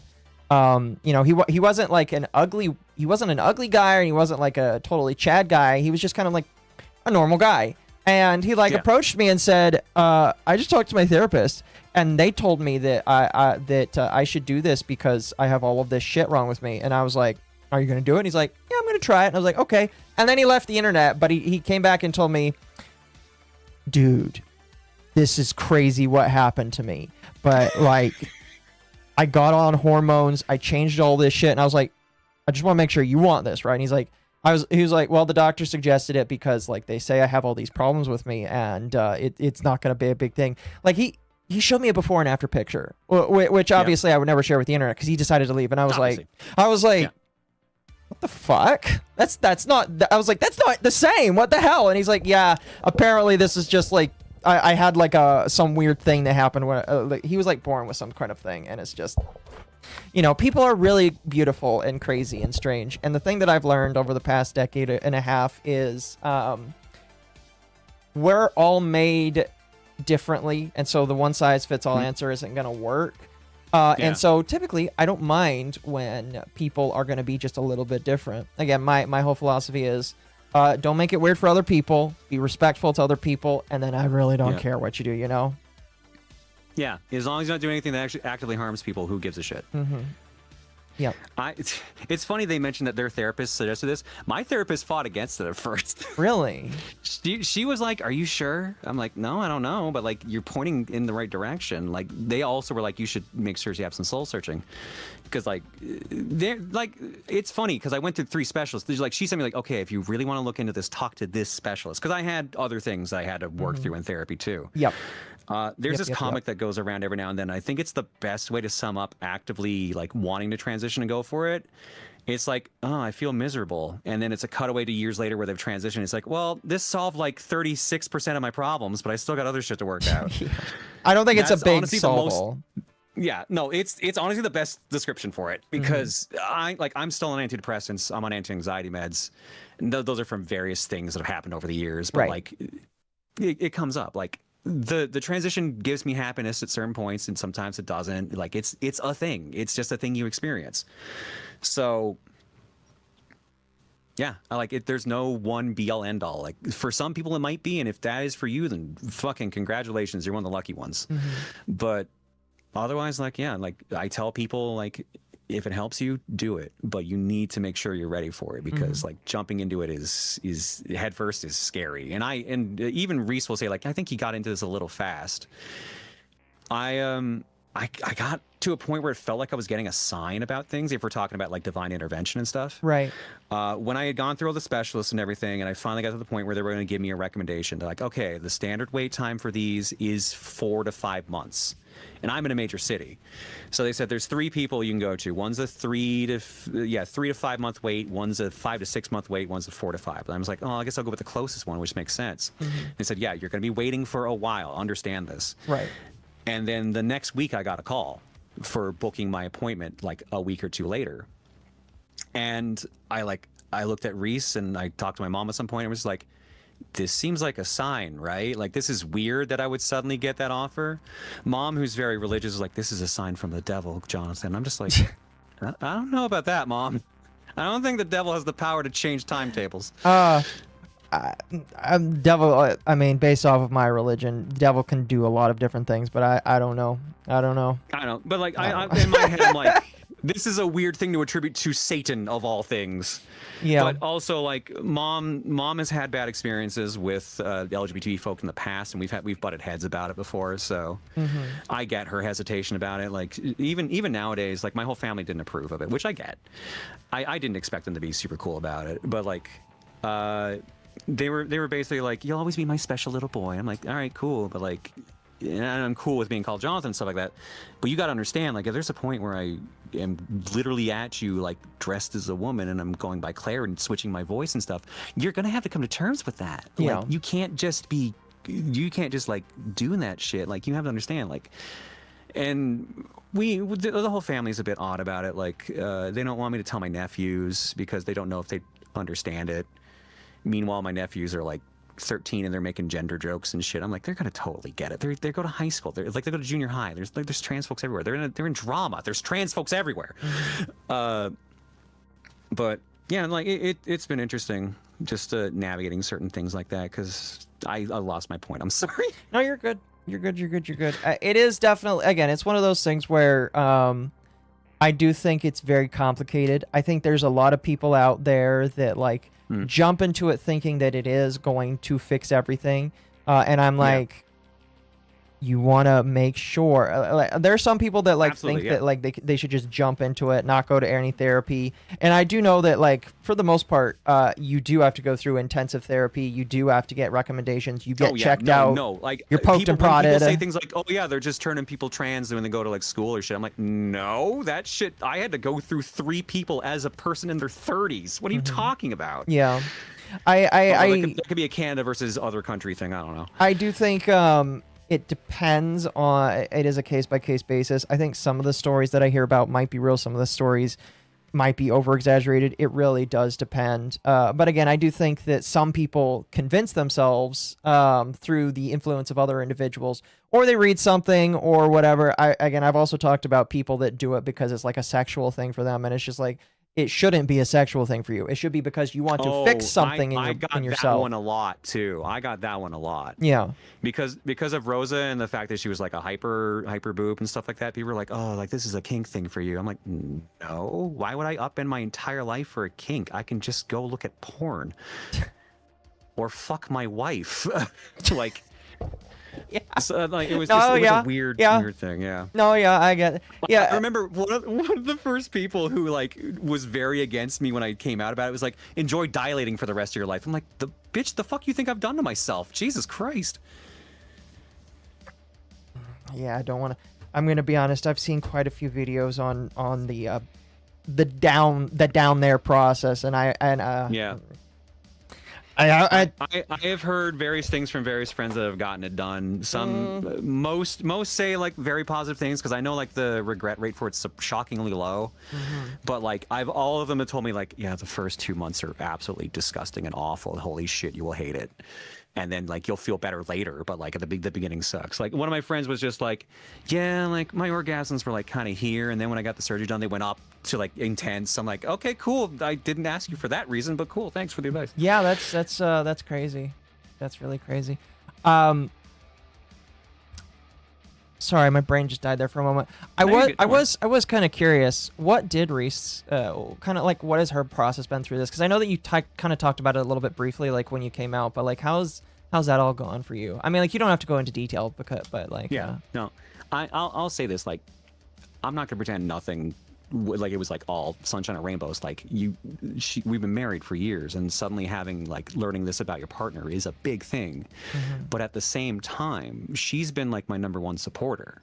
Like I wouldn't be here in like any state if I didn't have her in my back by my side, like helping me through things. Like, yeah, the enjoy dilating is wild. Yeah, no, it's fucking crazy. The internet's weird, but like, Indeed yeah, it no, is. like Reese has been very supportive with me. She's been helping me with outfits and shit. Like, one of the times I was trying to figure clothing out, and I was just like, what am I doing with this? And she's like, bitch, I'm not gonna lead you wrong. I'm not gonna have you go outside poorly. I'm gonna make sure both of us look fine. So just fucking take my help, please.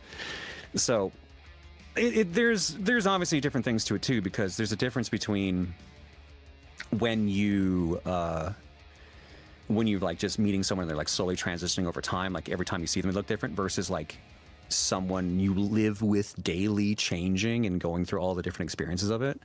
So I know there's been struggles from that, but like she's easily been my #1 supporter through things, and I don't think I would have made it through without her. So That's good.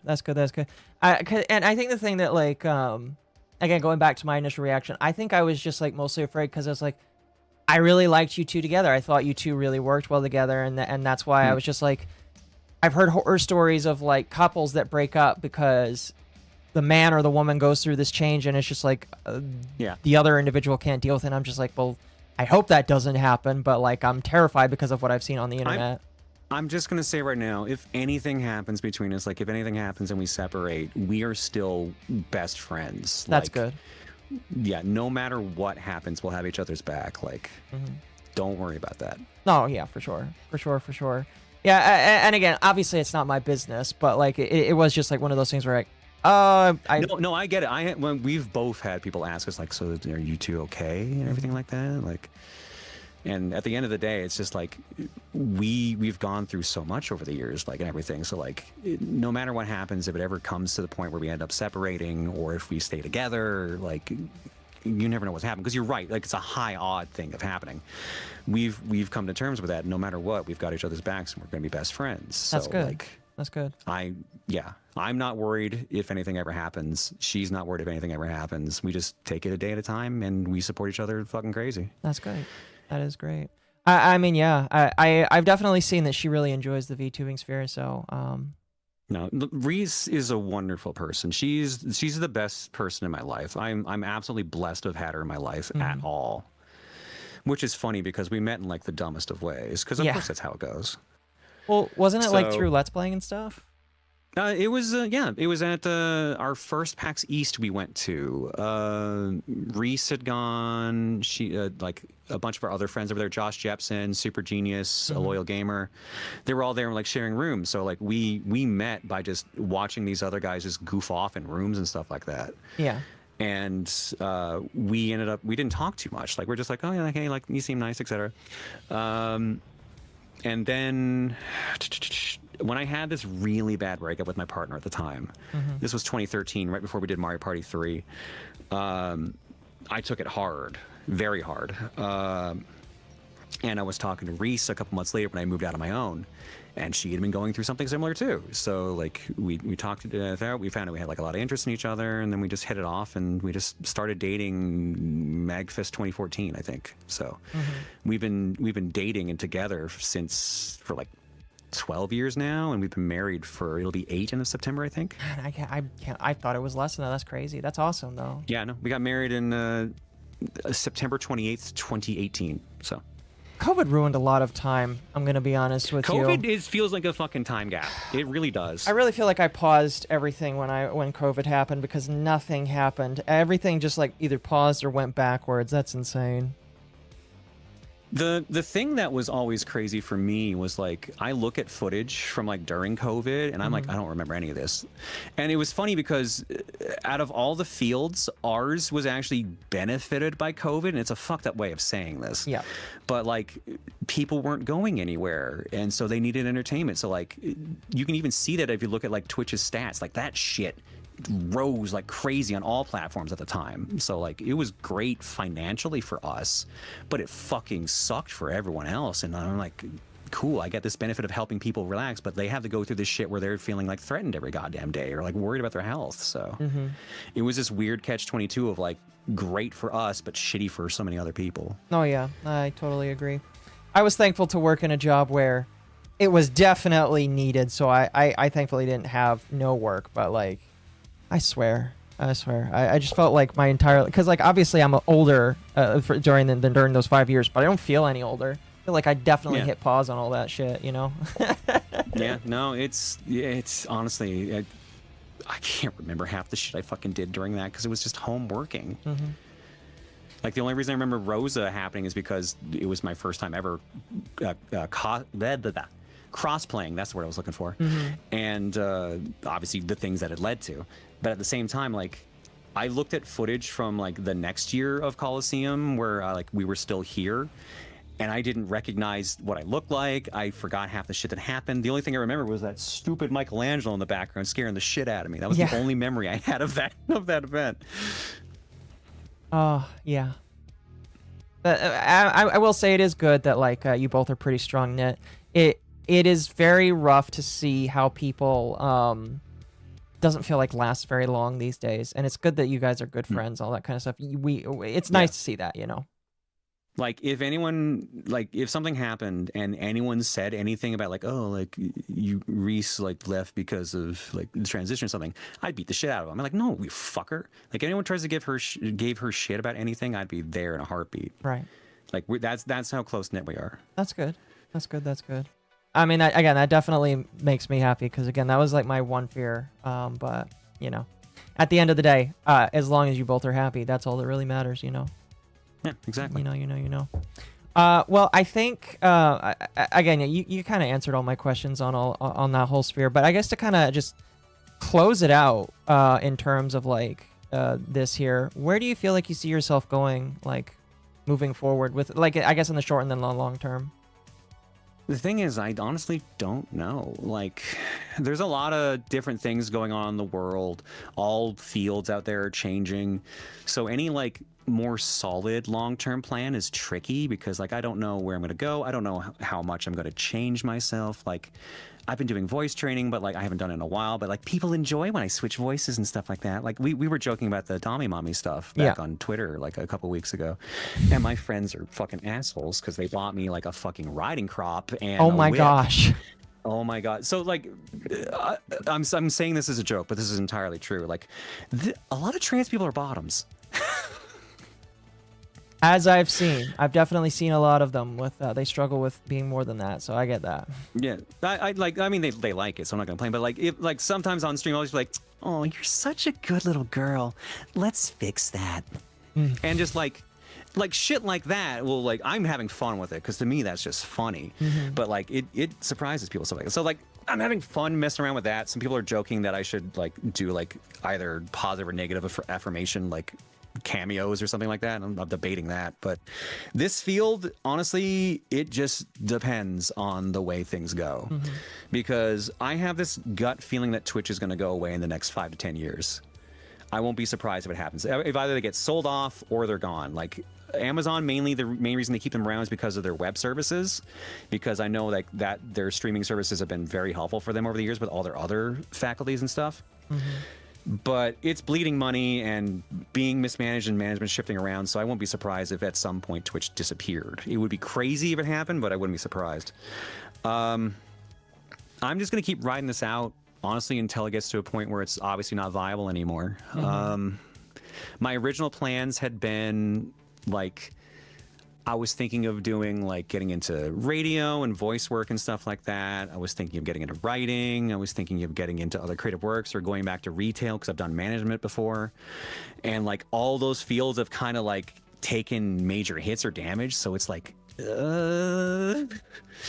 I'll figure something out if I have to, but... Look at a trade like, that needs work. Yeah, I might just switch to a trade for all I fucking know. Like, I don't mind tinkering with stuff. Like, I've taken apart a dishwasher. Like, I've done stuff like that. I wouldn't be against it. So. Yeah, for sure. No, that's fair. I do think that like the world is definitely in a lot of flux right now. I guess I'm lucky because I'm still young enough to start the career side. I am an old person. You are Oh, right. well, Yes. that's not what I meant. But what I'm saying, what you mean. what I I'm know. saying is just like there's like a point where you get more and more limited on where you can start the job that you can just hold on to for a while. And Exactly, yeah. I'm still young enough where it's just like, okay, I can jump into something, I can do a 20 to 30 year, and then I can retire and all that kind of stuff, you know. But yeah, I think that brain. I think that it's just everybody needs to have a plan moving forward, you know. Yeah, no, I agree with you 100%. It's, yeah, you never know how life's going to go at this point. It's crazy. But, like, society's so volatile at this point. It's basically, like, have a plan, but be okay with it shifting. Yeah. Because that's where I'm basically at. Yeah. No, yeah, for sure. I think, unfortunately, not everybody is planning for just, like, I think everybody just lives day to day, and they need to plan for the shifting. That's why I decided to start buying Magic cards and to invest in them. I hear the Pokemon card industry is doing great right now. Oh, don't invest in Pokemon. Here's what I'll say. If you want to invest in Pokemon... I mean, that was a joke for starters, but yeah. Yeah. What I will say is just, like, investing is not short-term flipping things. Investing is, I actually like this. Like, if it goes to 0, I'm willing to open it and say I enjoy it. But investing is, I'm going to hold on to this for 10 to 20 years, and I might not even be the one to sell it. It might be the next of kin that gets to sell it. That's real investing. So, no. But, like, yeah, trading. I'm getting into trading card drama, and there's a lot of funny stuff in that. I hear so many stories from every field, I swear to God. I could go on for hours, but like, that's my currentism, is just, like, learning about all that stuff. No, if it brings you happiness and maybe a future plan, fucking do it. Yeah. Do what you feel is best for you. Oh, yeah. Well, what about in the immediate future? What are you planning to do, like, content-wise coming up soon? Well, we've got our charity event coming back, or at least a version of it coming back in a couple weeks. Okay. So we're doing a new Coliseum called Power Up Coliseum, which is going to bring back, like, some groups from various other Coliseums, because we weren't the only Coliseum. We were just one of the more better-known ones. So it's going to be like a group from various things, just kind of doing fun minigame stuff. It's the first time doing it in a long time, so I'm excited to kind of get back to doing something like that. I've been on the con circuit for a while, running our game show, throwing controllers, which has been fun, but also a little exhausting, because, like, I've been in the States for 2 weeks out of the last 5, basically. So that one's been a little rough to go through, but it's otherwise been fine. Oh, yeah, for sure. Otherwise, yeah, like, I don't have any major trips. I got a friend's wedding coming up in a couple months. Nice. More cons and TRG recording coming up in a couple months. But otherwise, I'm just kind of, I let subs control the games I do for game clearing, which is playing through new games I've never played through before. Like, we just finished Crash Bandicoot 2. Just playing more of the weird shit I have behind me. Always having fun with that, and just kind of going at it. Steady as she goes for now. That's totally fair. Totally fair. Totally fair. I mean, like, no, yeah. I basically already asked that, so I want to ask it, but that's cool. That's cool. Well, I deeply appreciate you taking the time. Again, I understand that, like, I am the drama person, and I definitely am very loud on the internet, and I get that. Like I said, the few experiences I had with you before we actually sat down and started talking were like mixed. So I was like, how's this gonna go? Like, I think like I mentioned this in private before we started. The first thing I'd ever seen from you was you yelling at me. Yeah. So I was like, is this a good idea? Yeah. No, I get it. I've had a lot of fun. It's been great to get to know you in chat. Yeah, and again, it was great to get a chance to sit down with you. Again, like, I listened to a lot.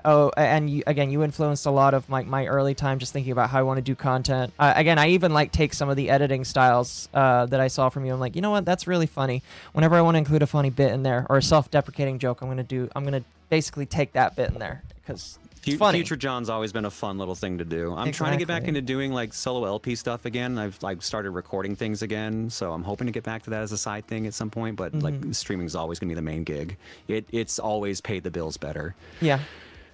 And it's honestly, it's more fun because I love just being able to just bullshit. Because Let's Play stuff, as fun as it is, it's just like, oh, I've screwed up, I have to re-record this line, or like, oh, god damn it, something happened, I have to re-record this shit. Like, it's fun, but it's a pain in the ass sometimes. It is. It is. You got to find ways to be quick on it, otherwise it gets to be way too much time. I get that. Yeah, exactly. I get that. Well, chat, I want to say thank you again for ProtonJon / Claire for coming out. I appreciate that. I have fine. Don't worry, it's fine. Oh, you're good. You're good. I am going to let you go, and then I'm going to read the supers, and then I might talk about some other stuff real briefly, and then I'm going to end off for the rest of the night. But again, I deeply appreciate you. Cool. Deeply appreciate you. Yeah, for sure. You have a fantastic day. All right. All right. You as well. All right. Peace. Later.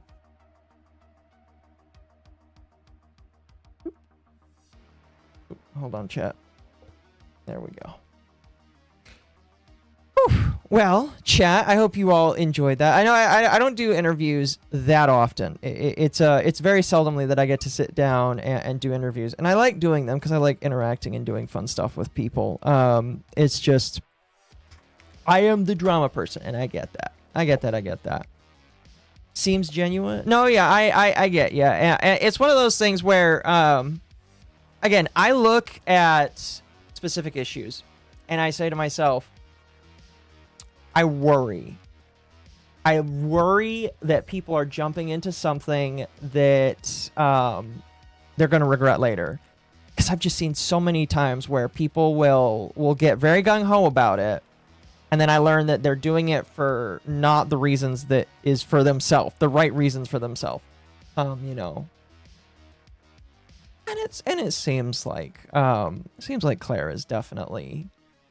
It seems like they put in the effort, they put in the time. They are willing to learn, which is good. I am happy that that's the case. And again, I understand I'm going to piss off the right-leaning people that like to watch me, because I know that I definitely skew a little bit more into that kind of audience watching me. But here's what I'll say. Again, if you believe in people just doing whatever the fuck, as long as they're not making it weird for people IRL, I don't care. You know, I don't care. I think that's a very fair thing to do. You know, we all believe in, or at least I believe in the pure libertarianism approach of do what you want, just don't fuck with me, you know? Right. I would disagree that right wing is live and let live. Most of it is live and let live, but then you got some. My manager has told me that he does not want me to engage very much with politics, so we're gonna avoid that for the evening. But anyway, I'm gonna read some super chats here real quickly, chat, and then what I'm gonna do is I didn't really have anything to go through for the remainder of the night, but I did want to make sure I say thank you to everybody that came by. I was going to ask some of the questions that were in the Discord, but I asked all of the questions basically already, so I didn't really need to. But again, I do appreciate people that came by. The people that wanted to ask questions, you guys are fantastic. I appreciate it. And I do appreciate the chat for being cool tonight and being chill. Again, this is not my normal thing that I normally do, and I do appreciate people for coming by on it. So let me read these really quick here. I will tell you guys, by the way, I am working on another video. Was going to do it tonight. I came home from training from a new gerb, by the way. Very fun. I'm very much so enjoying my job. It is very overwhelming, though, and I have to hype myself up into reminding myself that new jobs are always overwhelming and new jobs always require work. And so because of that, I'm just going to remind myself that I can't be upset with not being perfect in the beginning. You know. Any Power World? Oh, no. Tammy, I don't know if I mentioned it last night on Under the Tea, which you should go watch, by the way, if you do want to see us open Power World stuff. I bought 3 boxes of Power World. I only opened 1. I ain't opening any more. All right. I ain't opening any more. All right. Listen, Power World, at least right now, I bought my boxes at 90. I bought 3 boxes at 90 a piece. I can already sell them for 200. Not gonna do it because I think that that's really dumb. Really, really dumb. I don't want to sell my boxes at right now, even though I would definitely make twice the amount of money. But I am holding on to them. And we're going to keep them there because I love Power World. I think it's going to do things. I think it's going to go far. And I want to sit there and say, I have these cool things that I own. You know? I saw yesterday's. Yeah, that's the only amount that I'm going to do. I'm going to try and get some of the Gen 2 when Gen 2 comes out. And that will be what I do, but I am not going to I am not going to open any more of what I have, especially since it's a first printing that is got an error on it. And again, you can call me a weird investor, bro. You can't call me a scalper because I'm not planning on flipping it, but like anything that's first edition that has an error on it, that is a rarity. That is. Yeah, that is a rarity. Is the interview going to be a VOD on YouTube? I'm going to be honest with you. I don't really know how much that I would need to cut it down because like we really just like did the intro and start. What I might do is I might cut the intro out in the post. Just like cut out like the 10-minute intro. Outside of that, I don't think it needs to be a video. We'll see. I will consult. It was only 3 hours. Yes, it was I was planning on it being 2 to 3 hours. I thought that was good. That was good enough, you know. Hopefully they don't end up like MetaZoo. Well, I think they're doing a good job at not ending out like MetaZoo. The company Power World, Pocket Pair, they bought out a stake in Bushy Road, so they are invested in the company that is making their cards for them. So yeah.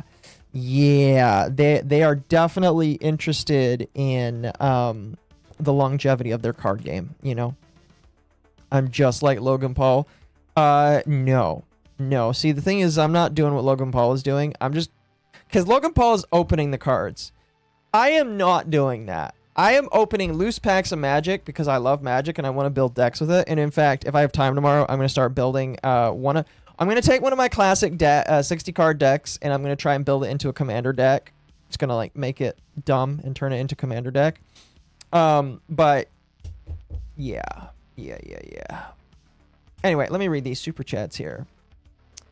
Cora Leanne Butterfly says, Cool Occo says what? Oh, fuck. Festival for 24 months says, the fear of falling behind of AI is far greater to the government and companies than the actual cost of buying into it. Very true. Very, very true. And that's what I tell people is just like, I dislike how AI is like hurting some things right now. Doesn't matter in the grand scheme of things, because in the grand scheme of things, in the grand scheme of things, everybody wants to be first. And if you're by the famous words of Ricky Bobby, if you ain't first, you last. And America don't want to be last. America don't want to be last. And so because of that, they're going to try and be first. Just as what it is. I would hope that they do things a little bit better, but you know, it is what it is. Anyway, but yeah, that's just AI. Like I always tell people, AI is just another one of those products that is going to shift over time. I think that we're going to have within the next year or two a correction of how people use it. And so because of that,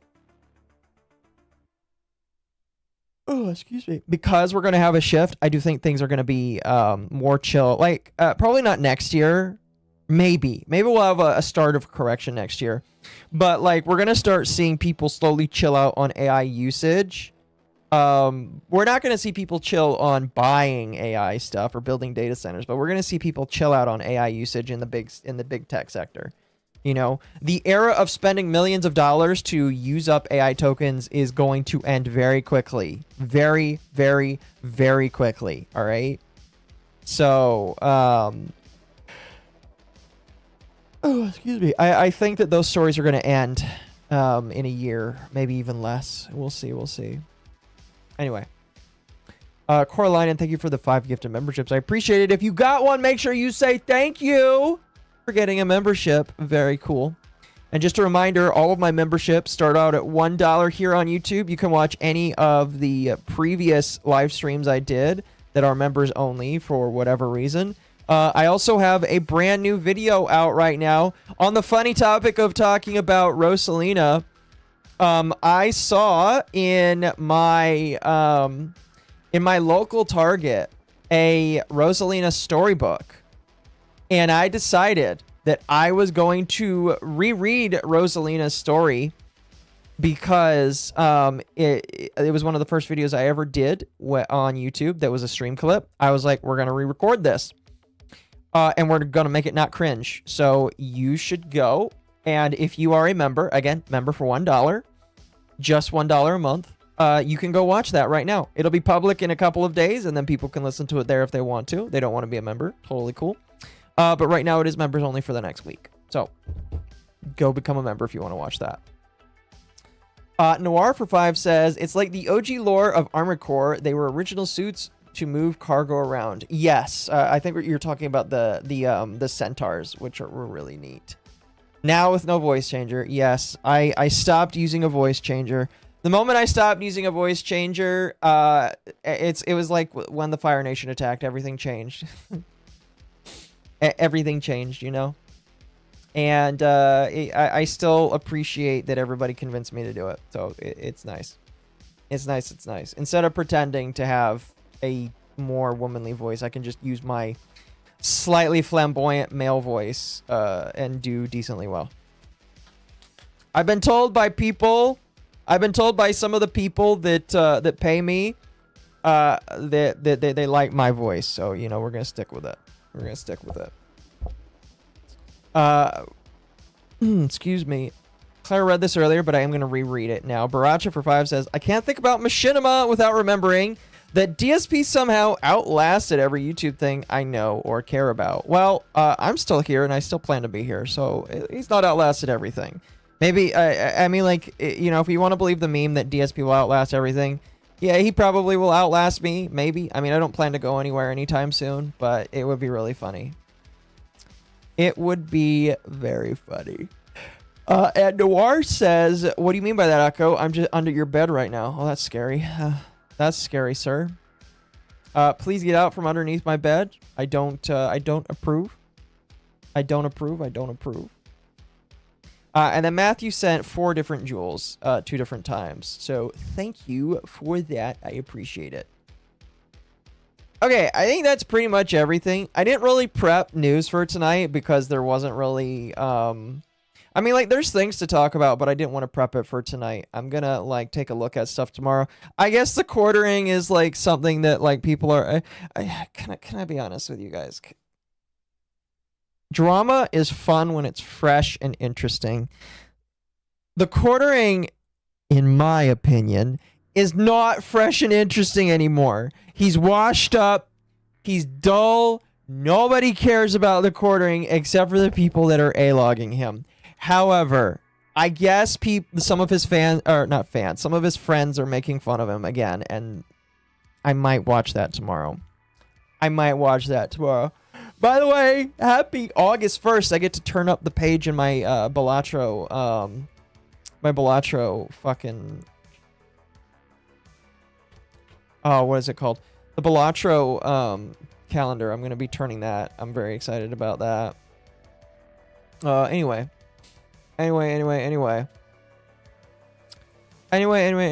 I think that's it, pretty much. So, if you're on YouTube, I am gonna send you to Leon. Oh, is it his birthday? It's his birthday, chat. So we're gonna send you to Leon. You're on Twitch. Final Fantasy has FanFest on right now. That's cool. You know what? Oh wait, they're offline. Never mind, they're offline. I'll send you to Bonnie. Bonnie is streaming. Sir, we have an orc problem. That's an interesting game. I'll be back tomorrow. I will be back tomorrow. And we will do fun stuff tomorrow night. Or I guess later tonight, I guess you could say. You guys all have a fantastic one. Again, thank you for coming. And I hope you guys enjoyed. Peace and love. Peace.